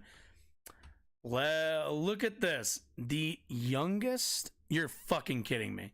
No fucking shot. Guys, Bill Maher thinks millennials and Gen Z run the world now. This is the youngest, sorry, wrong one. This is the youngest senator. Like, the median age of a serving senator is 69. What the fuck is he talking about? Jesus Christ. Fucking, where's, no, not this. Wait, where's, Cory Booker? Holy shit. I thought Cory Booker was, like, young. Holy shit, you're an old man. Wow. Holy fucking shit. My dude is oh my god, my dude is 53. Yeah. Like, guy, like, what? I don't even need to say anything more. They're not. I think you're thinking of your generation, and they are still in place in some places. In some places, such as all of Congress. But yeah, there are. Like I said, I don't know if we'll ever get rid of it completely, like any human flaw. But the people. The closest we get is like some Gen Xers in the 70s, and that's the bottom. That's the absolute bottom. I don't understand it, but they are innately that way. Innately? Yeah. Oh Lord. No. What have you been reading? Oh, babe. Come on. Is that white fragility or some bullshit like that? No, it's not white fragility. Well, that's the book. No. Is that where you're getting that from? No. But innately, like original sin, like we're toxically white. No, that's inherently, you dipshit. born racist? Not toxically, but you recognize your experience and what we don't recognize often is the privilege that you said, the advantage that you have. We look at Congress. Thank you. Oh my God, Heisenberg. You cannot deny fucking based as shit are the predominant factor in Congress.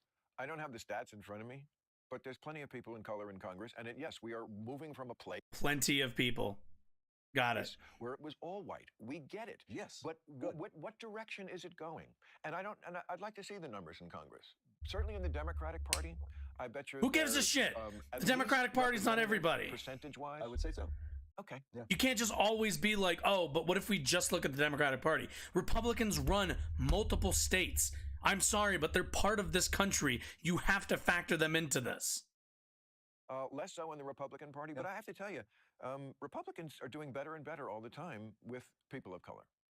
I hope so. Because would be nice. Shit actually doesn't help any black people. See, to me, there's a difference between liberalism and wokeism. Liberalism is about lifting people up. Woke is just about self-loathing and hating yourself and scolding everyone. Yeah, again, do you think like Bill Maher could define woke at all? Do you think Bill Maher could actually define liberalism either? Everybody and virtue signaling. It doesn't actually help anybody. Wowzers, this might be... Hey, wow, it auto-played, that's why. Okay, let's go back real quick. My point is I'm a dipshit. That's the point. Where the fuck is the autoplay option? Why was that on? Why is that even on? No, I said don't. Okay, we're gonna come back to me, which is fine, but I don't know why that was like immediate. It's like, hey, you done with the video? On to the next one. Get going. Yeah, where's the is it this? Annotations? No. The fuck? That's so weird. Subtitles, playback speed. Oh, I didn't even realize I left that on. Okay, well, that's fine. That's where the fuck? Okay, I guess auto play isn't. Okay, whatever. Probably because it's in a playlist. I'm assuming that's why. Anyway, okay. Anyway, so we all understand now that Bill Maher is a dipshit. Holy fuck, that was actually worse than I thought it would be.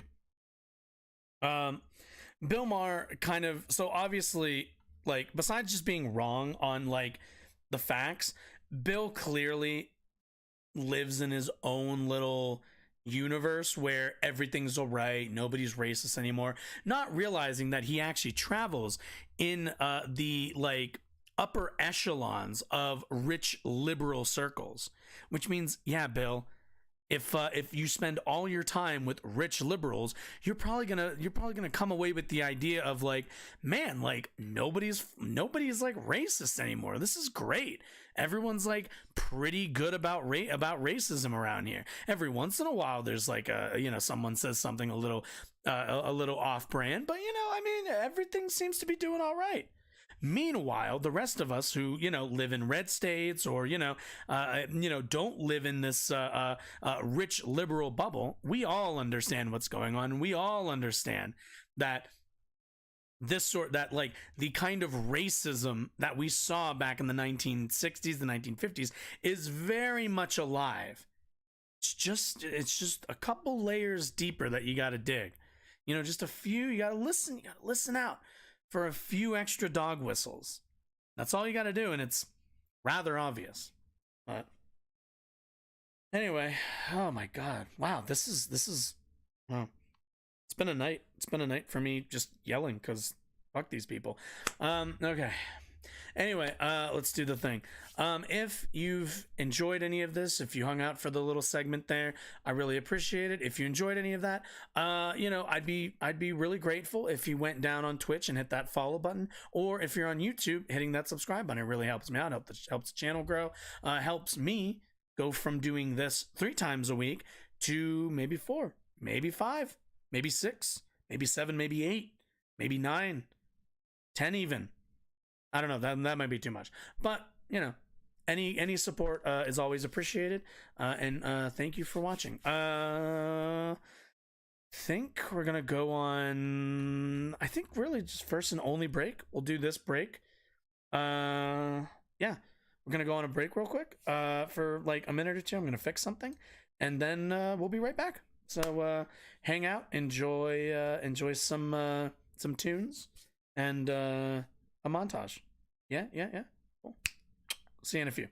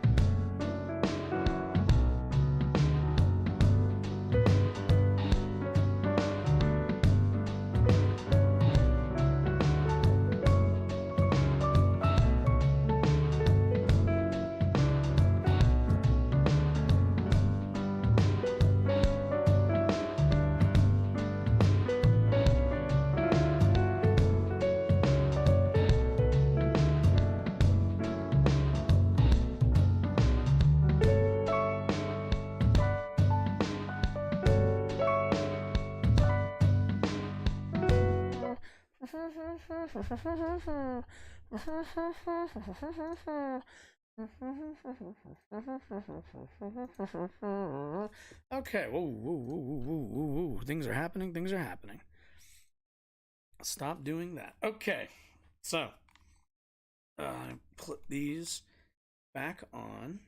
It's kind of funny. I noticed like some people, they don't like doing full headphones. They do like the earbuds. I don't know. I feel like I spend a lot of time with earbuds in my ears as it is. Okay, so anyway, now that, well, I need to write more of it, but there's always like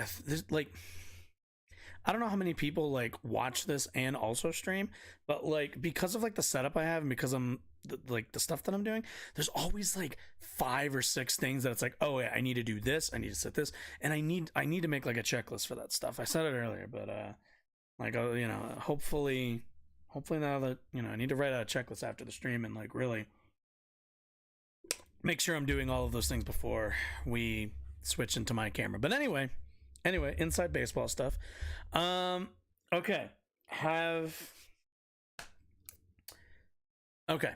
So The Last of Us. It is a game series created by a Naughty Dog game franchise, a very good one, by the way. There is now an HBO show accompanying and adapting the first game. Very popular. Over the weekend on Sunday, when it premieres, HBO released the 3rd episode of The Last of Us's TV adaptation, and it was very, very good. It was kind of one of those like if you ever watched like other TV shows, there's always like the single condensed episode that doesn't really stick with the main characters and usually has its own little story that they tell within like, a single episode that then the rest of the cast of characters are going to kind of either weave in and out, or they end up kind of interacting with the story in some kind of way. But so the this episode, the 3rd episode, focused on 2 characters, Bill and Frank, 2 characters who in the game we never saw together. You meet Bill in part 1. He basically has he's taken over a town. He's taken refuge in his hometown, booby trapped it, and like pretty much has his own little like survivor bunker thing set up in this little town, right? So you go to meet him. You're trying to get like I think you're trying to get a car with like a working battery in it from him in the game, and you meet him. So one of the like kind of the smaller details that you can find, and what he mentions at some point in the game, is the person he was living with in this survivor little town thing, named Frank. You don't ever see Frank, except for you do end up seeing him dead in a later section of the game. And he left he left a note for Bill, and stuff like that. It was and there were allusions to them being in a homosexual relationship. At the time, I believe The Last of Us released in 2013. So at the time in 2013, this was pretty notable. We didn't see a lot of gay representation in video games in 2013 as we see kind of more today. But to play a bit of I don't know about devil's advocate, but also we have to acknowledge that the characters of Bill and Frank were also, I think, at least in my opinion, gay in a very safe and very easily digestible way. Frank was a character that you never saw alive, and Bill was a character who only made allusions to his homosexuality, and that was kind of it. And the rest of the level that you play with him is a rather boilerplate, paint by numbers, zombie apocalypse level. I think you go to like a school, if I remember correctly, very reminiscent of I think it's the 2nd season of The The Walking Dead, where Shane goes to like a school with one of the other characters. So, you know, pretty normal stuff, I would say. Nothing super duper crazy. But you know, it was nice to see that acknowledgement from people who were not heterosexual. Generally, video game characters tend to be, unless they're open to, I think, RPG style open fluidity, tend to not be written from a gay perspective, in terms of like their actual characterization. And you know, when they are, it's usually done in a bit of it's kind of the same way Bill and Frank are done, where they're done in a way where there's enough distance that you can ignore that aspect. You could never interact with certain elements of the game, and you could walk away from it without having that reading at all. That was not the case when Naughty Dog released Left Behind, a DLC for The Last of Us Part 1. In the DLC, you play as Ellie, months before the Part 1 story begins, kind of shining light on her backstory and a relationship that she had with another girl in the quarantine zone, right?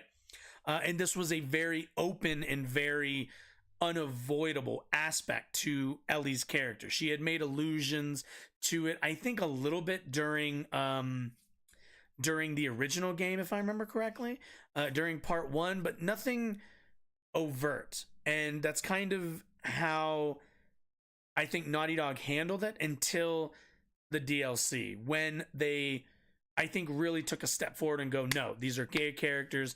We're not going to make this a ignorable detail about them, like them being non-heterosexual is part of their story living in this apocalypse. So fast forward that very long introduction, fast forward to 2023, and people seem to be very, very upset that the Last of Us TV show,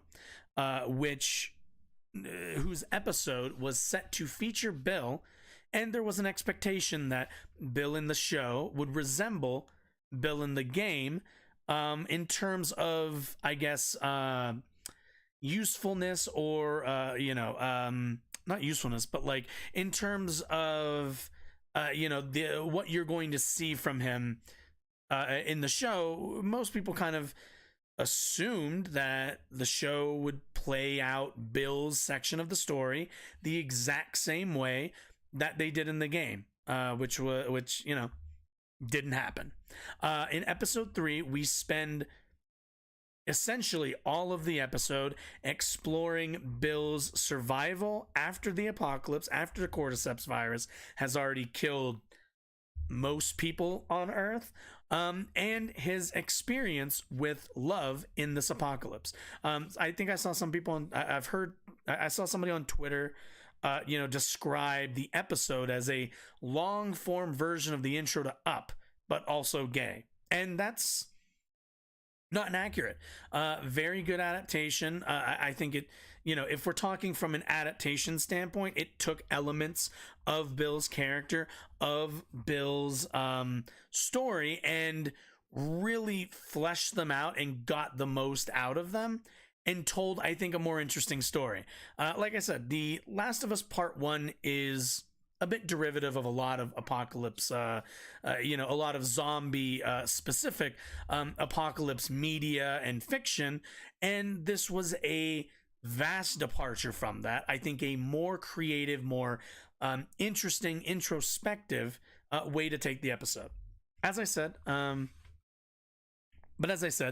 some people were very upset and strongly disagreed, and have been disagreeing for a long time. So I want to take a look at that. I want to take a look not just at this episode, which we will get to, but I want to take a look at, I think, two of the voices who have, since this franchise went in a direction that they saw was unappealing to them.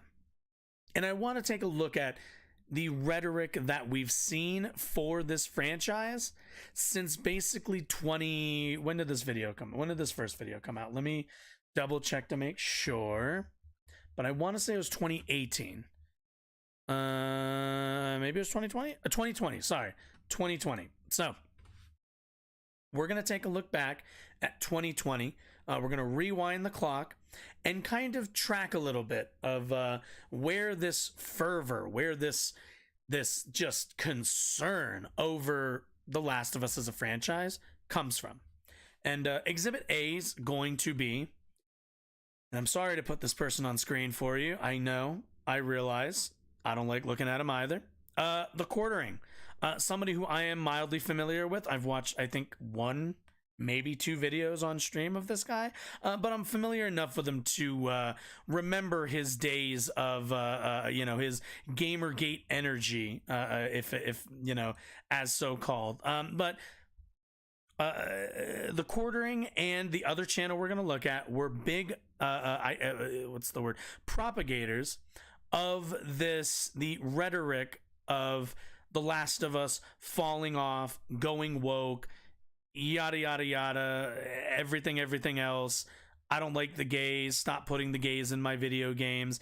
These guys are absolutely emblematic, this guy specifically, emblematic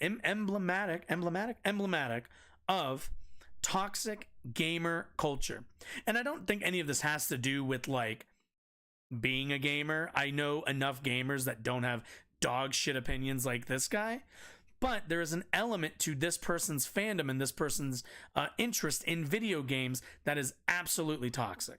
So let's take a look. Let's go over kind of how we got here and why there's a strong, and I mean strong, opposition to The Last of Us as a franchise now.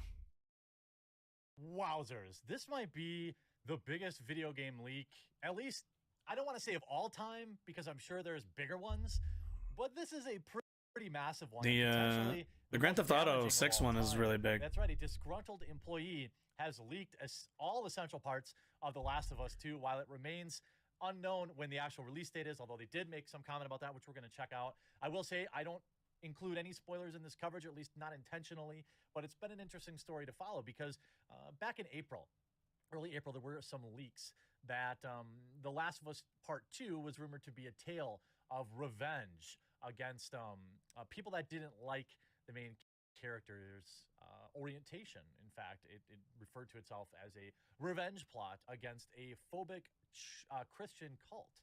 Now, look, it's not like people like this don't exist, and we shouldn't react to it immediately and say, oh my God, get woke, go broke. But the context of The Last of Us. Yes, let's also remember, this is the guy who made what, like, I want to say charitably, about a bazillion videos trying to get Brie Larson's attention by constantly saying that she was too woke to be Captain Marvel. So this is this guy. This is the guy who pretended that, like, oh, Captain Marvel, get woke, go broke, and then the movie makes like billions of dollars. So provably wrong and provably stupid. Has been a series of exceedingly woke decisions, including the studio themselves, Naughty Dog. So I guess I can say I'm not surprised. Now, the source claimed the main driving force of the game's plot will be a budding romance between Ellie and Rita, the one that smells like hot garbage that... Okay, well, off the bat, not her name, but okay.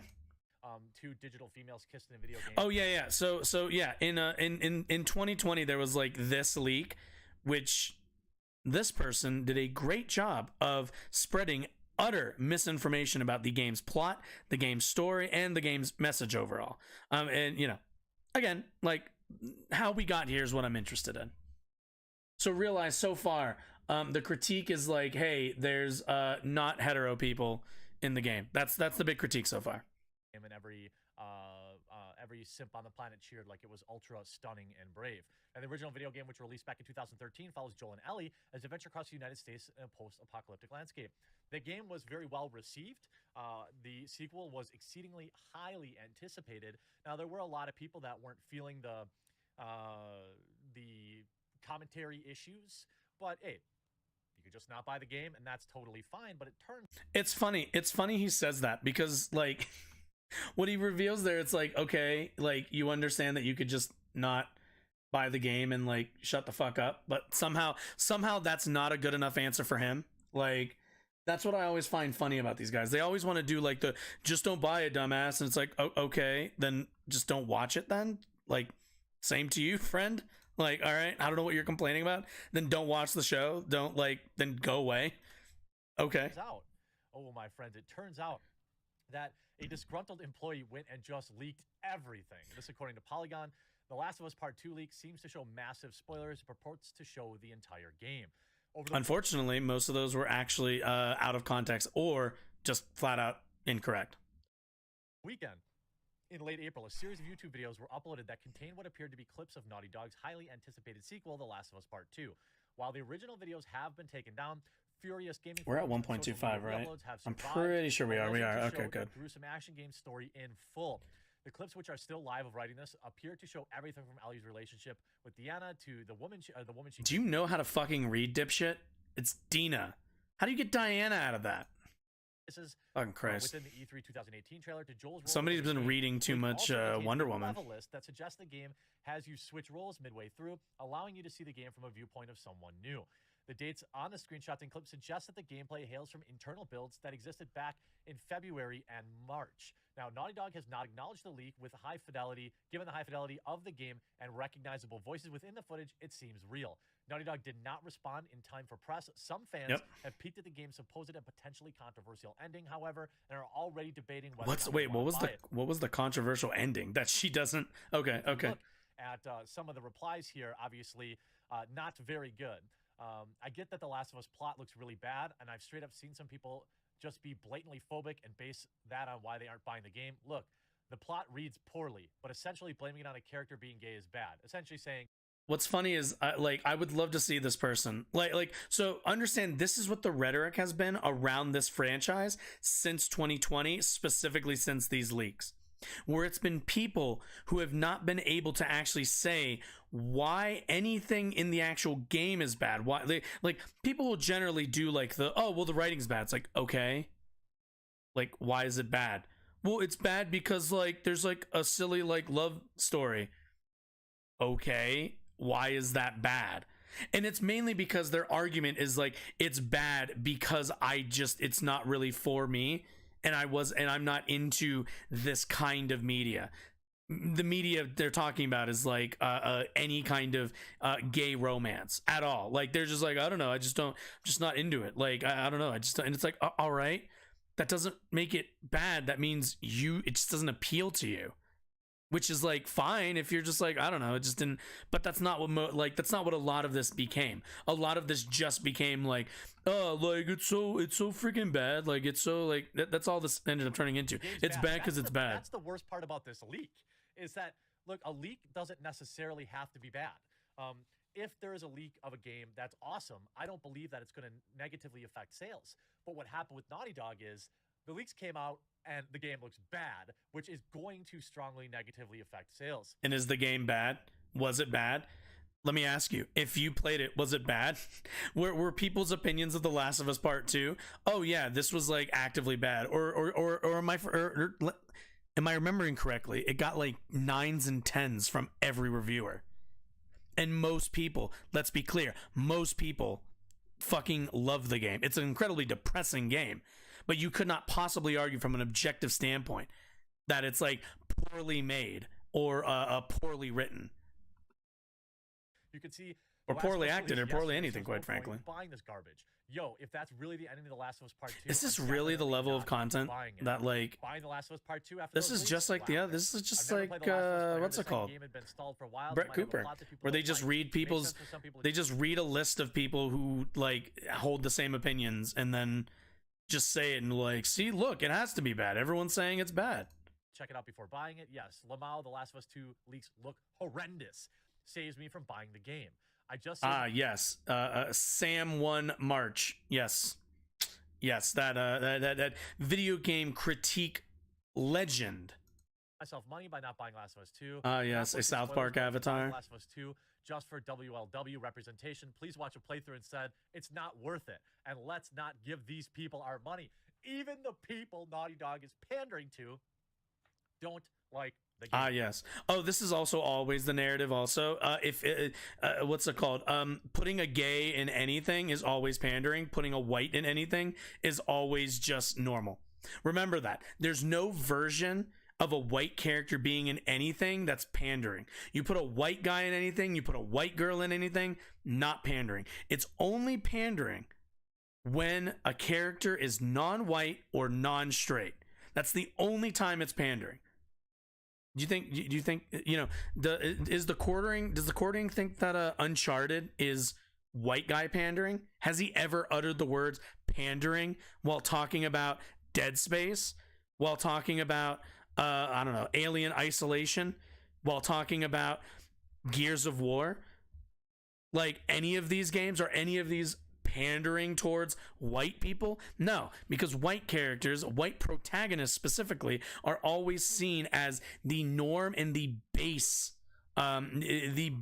avatar at the end of the day.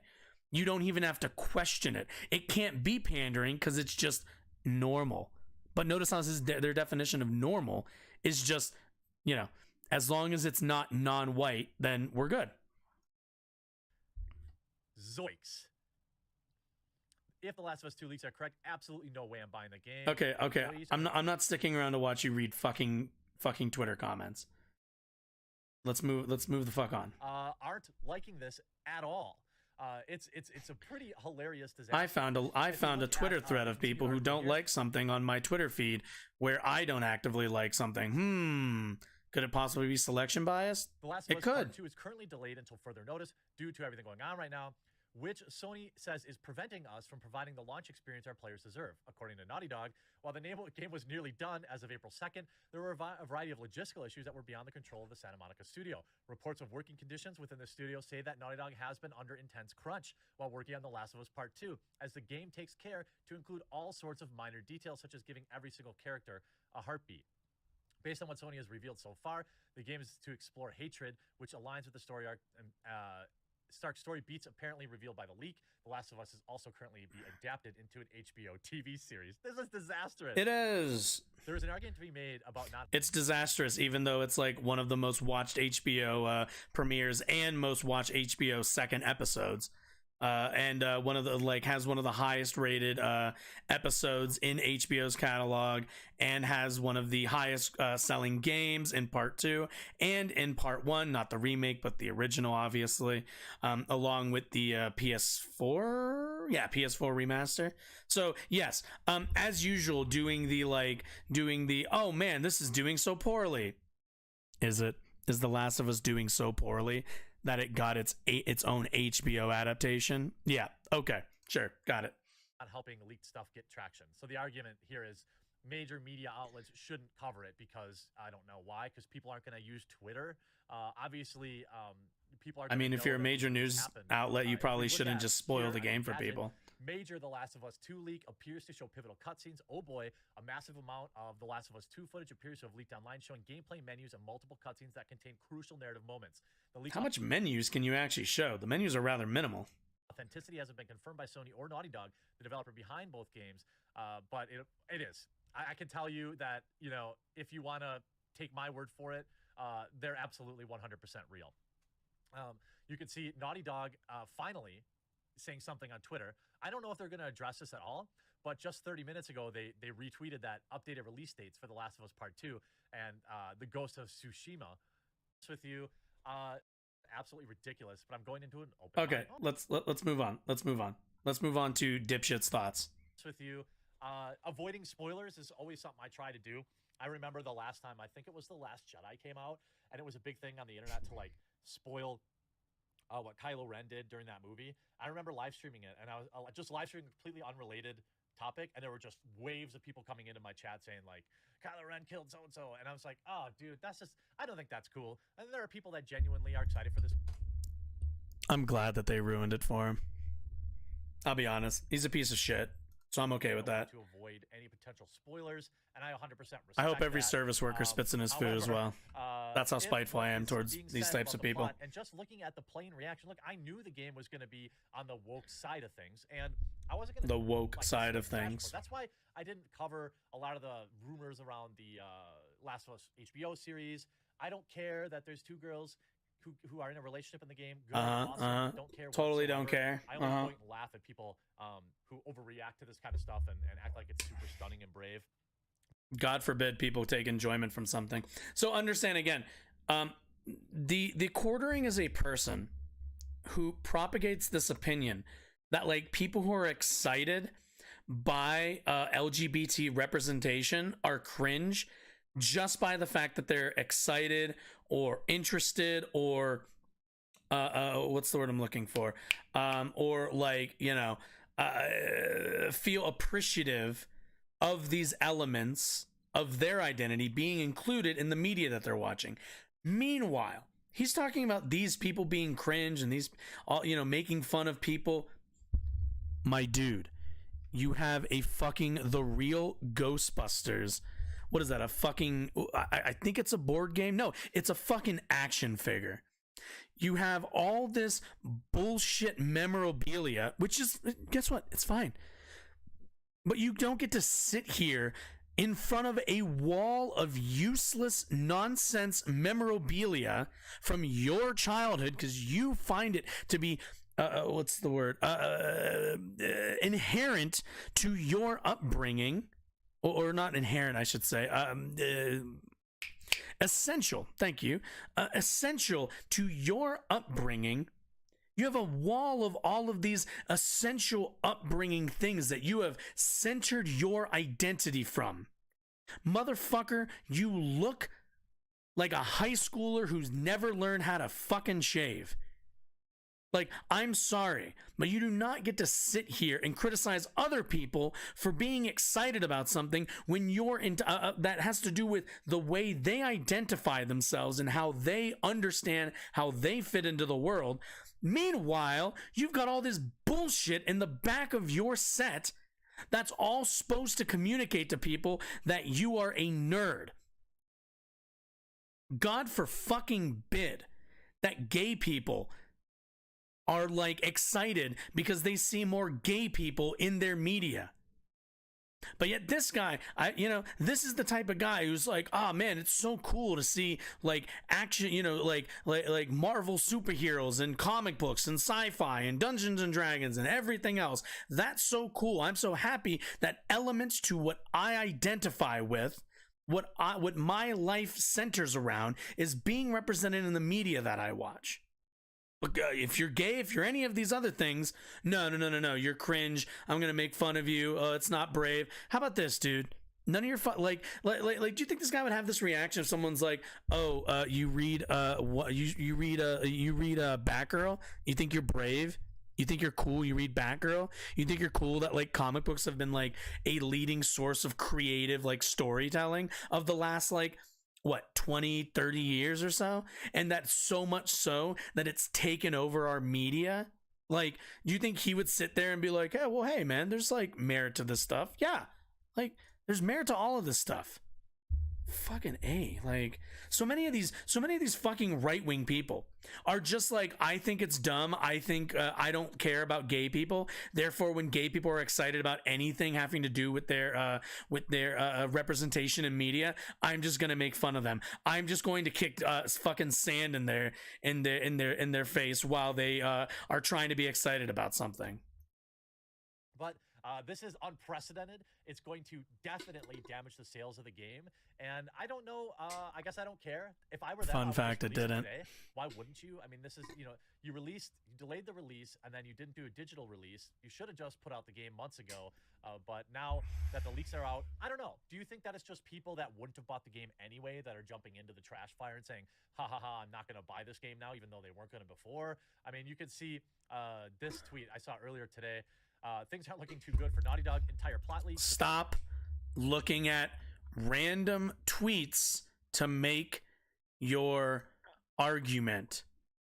Make a fucking argument. Does he say anything? No, of course he doesn't. Yep, scrolling through this whole thing. Not one single actual solitary thought. That's fine. That's perfectly fine. The quartering is a dipshit, but that's perfectly fine because we're not sticking with them anyway. So, this was the environment in 2020 when it was revealed that The Last of Us 2 would have a significant, a significant character death and an emphasis on LGBT characterization, right? Now, the same thing happened to a degree. If you're familiar with let's see, what's it at nowadays? Metacritic. There it is. Metacritic. I'm sorry. The Last of Us 2. Let's see. No, not you. I want the Metacritic score. Let's take a look. Yep. So we got a 93 from critic reviews. Obviously, people who actually play the game and actually play a lot of games. People who've studied this sort of stuff. And then we have a massive number of let's see. I can't believe how they got rid of the main character in the first game in less than 2 hours. 7 years. Oh man, I remember reading some of these. These were really fun to read. But oh my god, this person needs a life. High expectations. Problems and misunderstanding. Poor character development. I didn't care one bit about Abby's friends. Yeah, you're not really supposed to. Here it is. Political agendas. Yes, Abby may not be transgender. Oh yeah, that's right. That one of the leaks was that Abby was trans, which she wasn't. Her partner character was, but that's just was a blatant lie. Let's see, but my goodness, she got them guns basically. Oh yeah. Oh my god, woman having muscles. Oh no. Graphics 8, music 8. Here we go. Story 0 out of 10. Variety enemies 4. Fun factor 0. Breaks my heart to write, but I really didn't expect such a poor story. Ah, man, I bet gamers in 2100 will laugh their ass off looking back at, only one of the most probably important games of definitely the 20. I guess technically came out in 2020, so the 20s, I guess. So this game got utterly fucking review bombed from basically people who are just hating the game. It's just a lot of this. That's kind of all Zero's awful game, no respect for last game. Let's see, what went wrong? Where's Joel? Same bitching and moaning, right? So the same crowd decided to show up for The Last of Us Part 2 naturally. So obviously, and this only really came out when did I want to say this really only came out around I think maybe Monday morning, Monday afternoon or so, when reviews started coming in, when this entire bottom section started coming in. Obviously, you can kind of see where it's getting mostly 10s, mostly overwhelming amount of 10s, some 9s, all the rest of these numbers, very low amount of 4s. And then you have this utterly outsized number of 13% of to drag down the percentage, because there's an audience for, basically, again, like I said earlier, just kicking sand in people's face for enjoying something that they personally didn't enjoy. And that's, this is the environment, unfortunately, we're living in. So I want us to take a look at kind of the response from another channel that's known for this sort of activity, and that would be the Geeks and Gamers channel. So let's get into it. Turning you down on this and on my headphones. The Last of Us Episode 3 happened last Okay, night. luckily their intro thing exactly was how you would awful. expect a project with Neil Druckmann or Neil Cuckman involved. Now, there's a couple.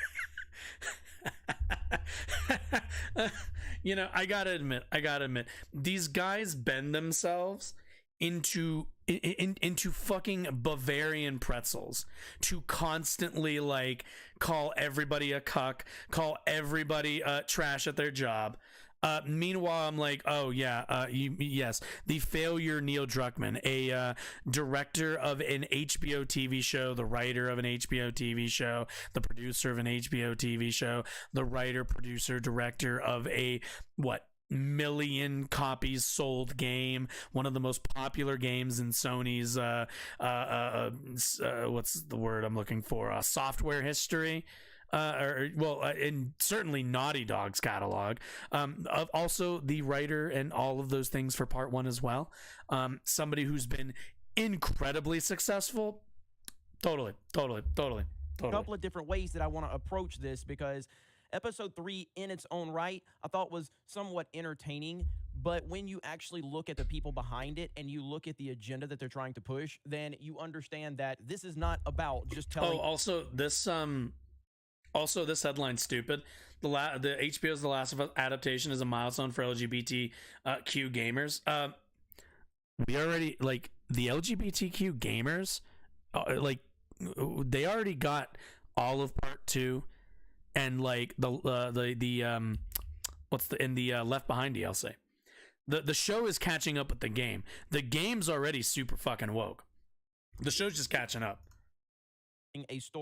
Telling a story that's going to benefit the overall. They do an excellent job. This is about Neil Druckmann pushing the agenda that he couldn't push when he originally made The Last of Us. Oh my god, he actually sounds like a fucking joke. Acceptable like it is now, and so back then he left subtle hints as to the relationship between Bill and Frank, because he couldn't go full blown Brokeback Mountain like he did in this episode. But then you have to ask, Brokeback Mountain, an unsuccessful, unbeloved movie, a movie that nobody likes. Totally got it. Yourself, why did he do it in this episode, and how did this episode benefit the overall story? So again, there's two different ways to look at this.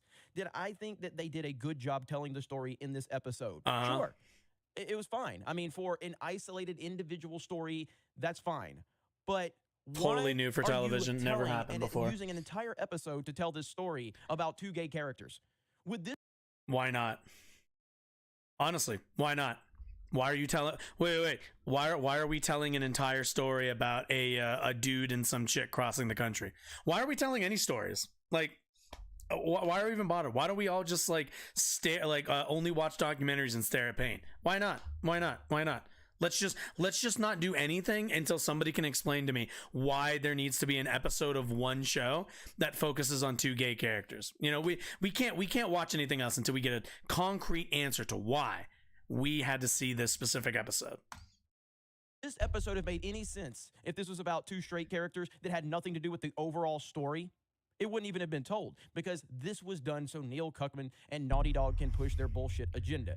Now, I know that a lot of people... The agenda of please watch our show.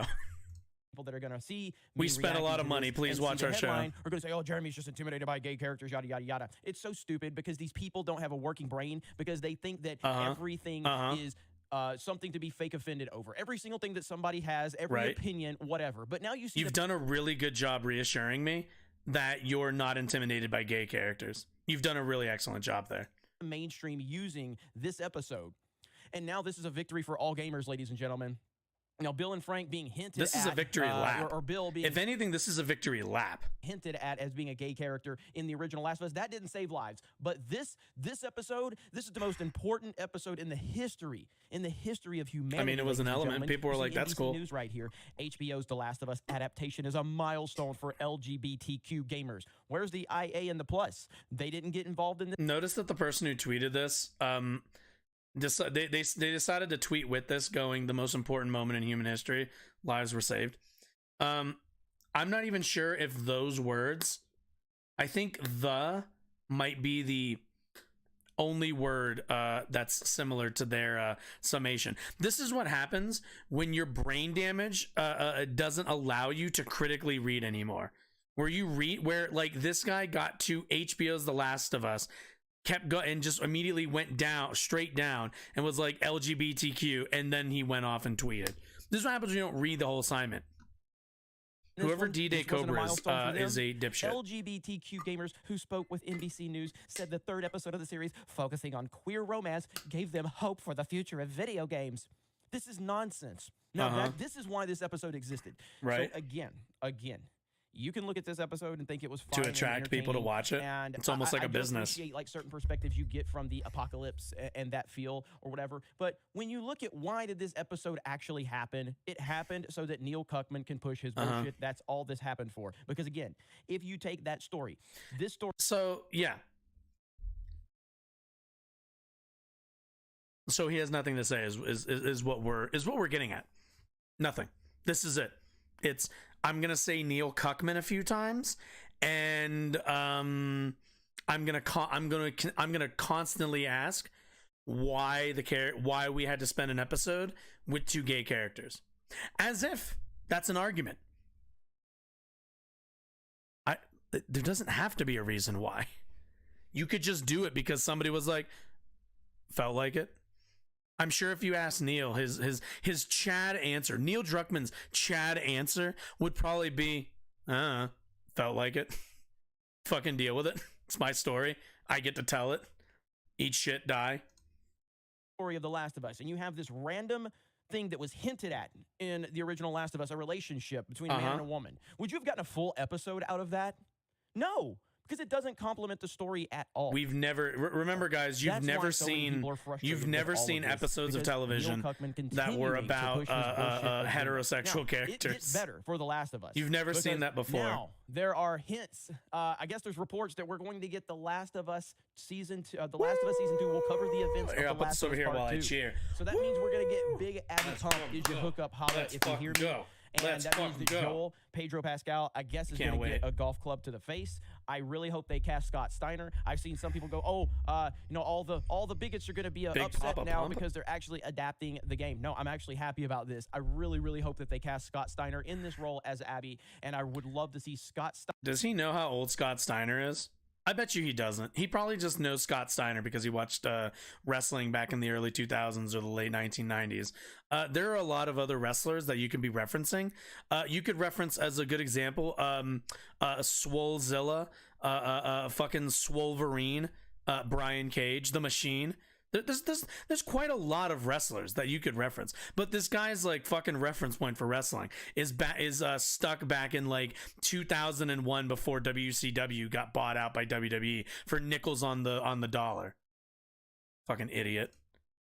Steiner just put a golf club right to Pedro Pascal's Joel's head. That would be fantastic, because I don't have a vested interest in this other than to Also, okay.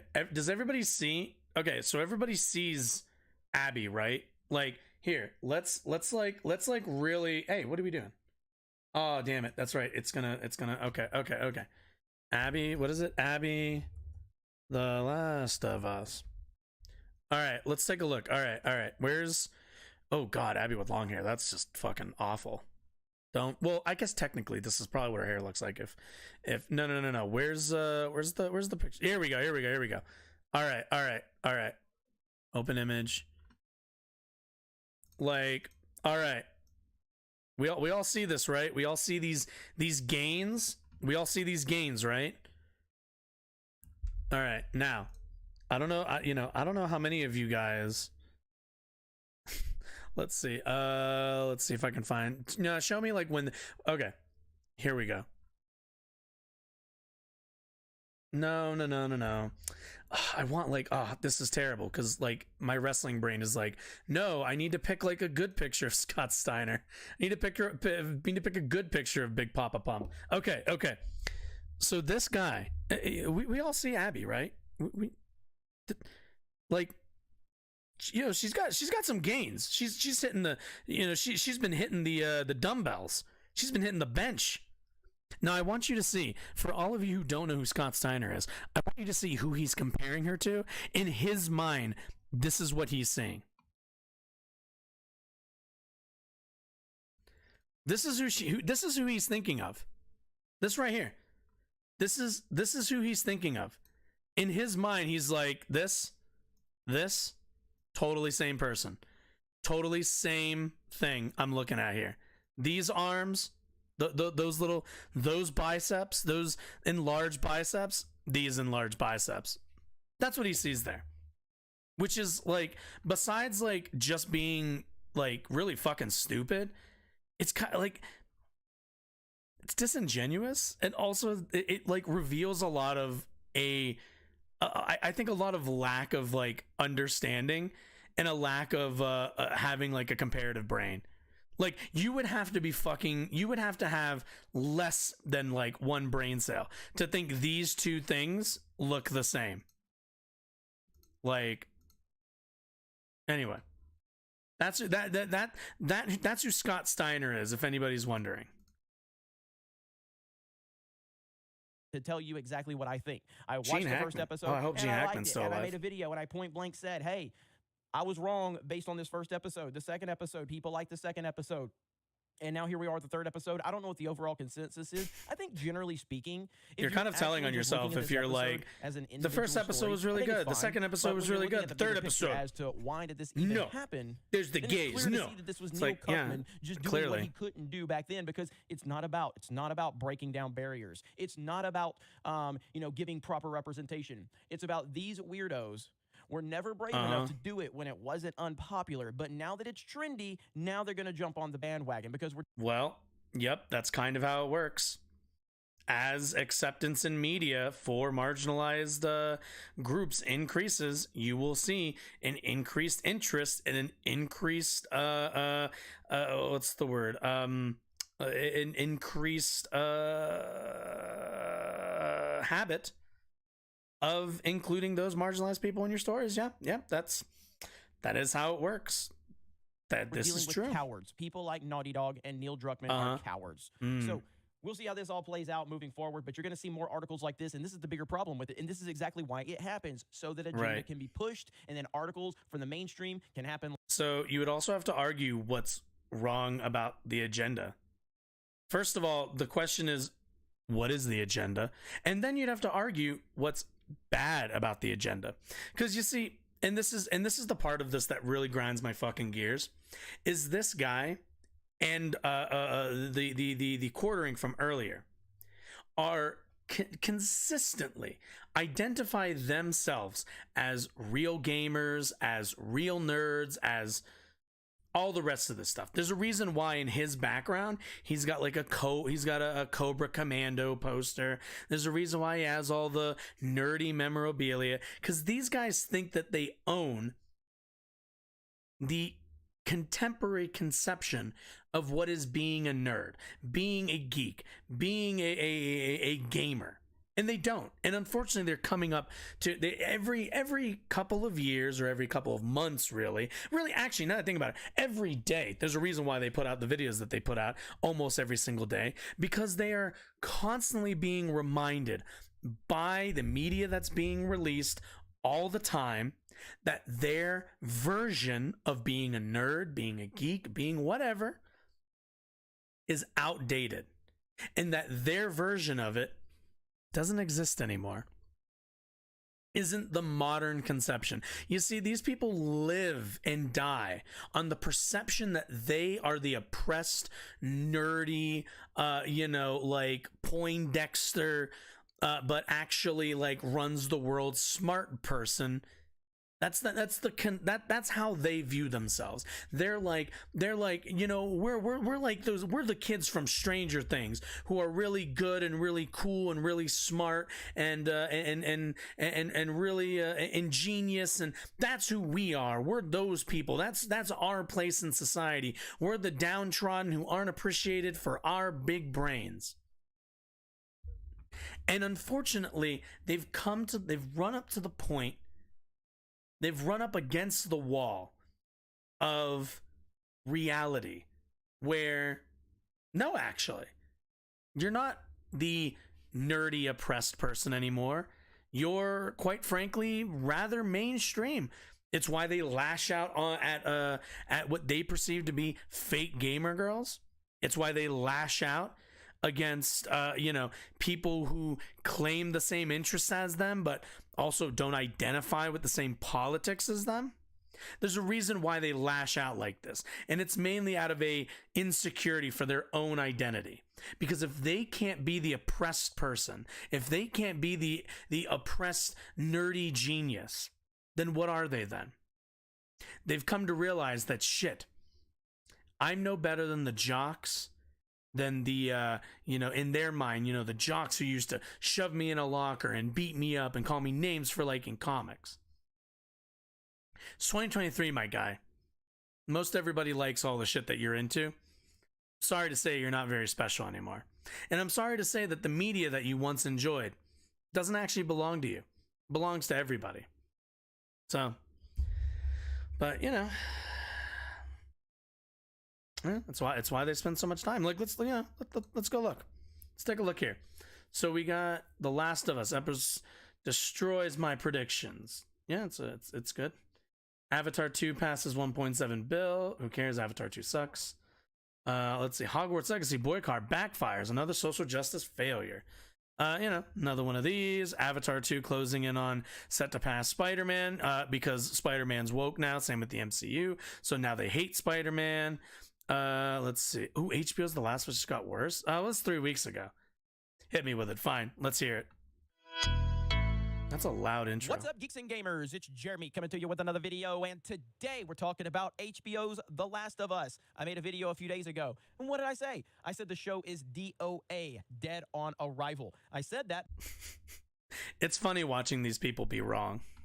Based on the showrunner's comments about video game deaths and how a bunch of pixels means nothing. It means nothing. But of course, fake actors, that's the powerful stuff right there. A fake actor, 100%, that means the world. But, those pixels dying, now that a fake actor. I'm not even sure what he's talking about. Means nothing at all. That's what the showrunner said about The Last of Us. The first Last of Us is one of the greatest games ever. Not one of my top 10, but I can actively admit that it's a great game. I don't personally have it in my top tier, but a lot of people do. It's a good game. I prefer Bioshock Infinite personally. But to be dismissive of the entire medium in which it takes place, oh my when you're God, trying to adapt something like this, it just shows that they're out of touch with reality. Now, how many times have we heard shows with the showrunners or the people involved actively tell the talent, hey, you don't need to look into it. You don't have to read that comic. You don't have to look into the source material. No big deal. We've heard it more times than we can count. I think we recently heard it on the Halo show. That one turned out pretty bad, huh? Of course it did. Wasn't the Halo show, fine? I don't know. I don't give a shit about Halo. Halo's a franchise I never understood the appeal of. But, wasn't the show, just okay? It was going to be Granted, being just okay is, a death knell. From the actress who's playing Ellie, one of the main characters in the game. And look at what she says. I was advised not to play the game. Makes sense. I just watched some of the gameplay, though, secretly. Let's look at the words that she's saying. I was advised not to. Oh my God, dude! I get it. I get it. You're a real gamer. You're defending the medium. Please spare me. Play the game, meaning they actively encouraged her not to play the game. They didn't say, "Hey, if you want to, that's cool. If you don't have time, no big deal." No. So I'm not even going to continue this because it's fucking stupid. Because there's a very obvious reason if you had any kind of idea of how films or cinema is actually made. Especially when you're adapting something, you don't necessarily want somebody to consume the source media because you don't want them to have that in their head as they're playing their role. You don't want Bella Ramsey, the actress who plays Ellie in the show, to consume too much of Ashley Johnson's conception of the character, because that might influence what's the word I'm really looking for?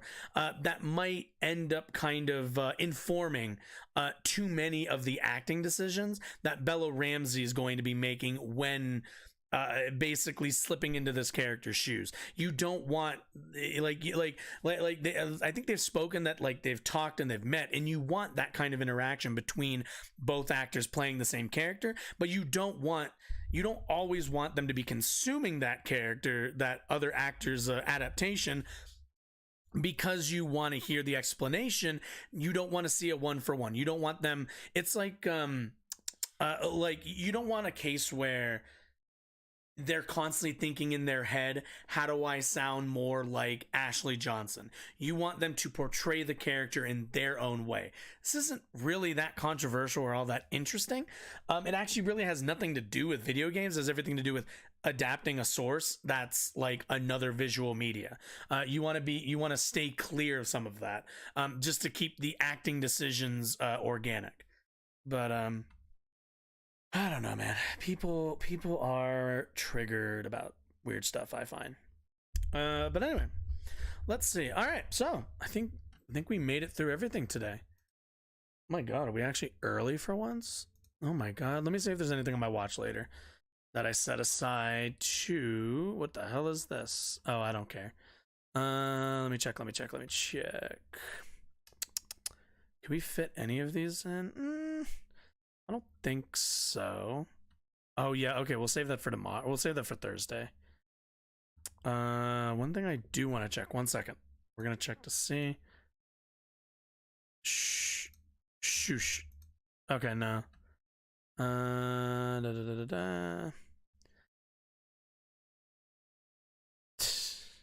Okay. I think we're actually good. I need to catch up with some of the modern day debate stuff. I was like watching some of those and then I just kind of stopped watching. Anyway. Okay. I think that's everything for today. All right. So, Thursday, I do have programming notes for once on Thursday for once. Thursday, I know I want to watch. I saw this on Jubilee. There's apparently some Jubilee video that's called like "If White Men Were 100% Honest." I'm a little curious, so I'm gonna take a look at that. There's also a feminist versus anti-feminist. But that's like 53 minutes. That's a really long video. I might pre-watch it just to kind of see if it's worth watching. Although it has 1.6 million views. So maybe we will watch it. 1.3 million, that's a lot of views. One of those two Jubilee videos will happen. That's the only thing I have for sure for Thursday stream. So, yeah, that's going to be it for tonight. Let me do the last bit. If you've enjoyed any of what you've watched, if you found any of this entertaining, cathartic, really anything, I would really appreciate it if you went down and hit the follow button if you're on Twitch, or the subscribe button if you're over on YouTube. Really helps out the channel, helps out me, helps me kind of grow this whole thing. As of right now, I do this 3 times a week, every Monday, Tuesday, and Thursday night at 7 p.m. But that could turn into Monday, Tuesday, Wednesday, Thursday. That could turn into Monday, Tuesday, Wednesday, Thursday, Friday. That could turn into Monday, Tuesday, Wednesday, Thursday, Friday, Saturday. It can turn into a lot of things, but that's all contingent on you hitting those buttons. So I implore you, if you liked what you saw, hit those. It would also make me really happy. But either way, that's it for the show. Yeah. That's it for some. You all have been a wonderful audience. I have been yelling a lot more this episode than usual, and I will see you all on Thursday. Goodbye.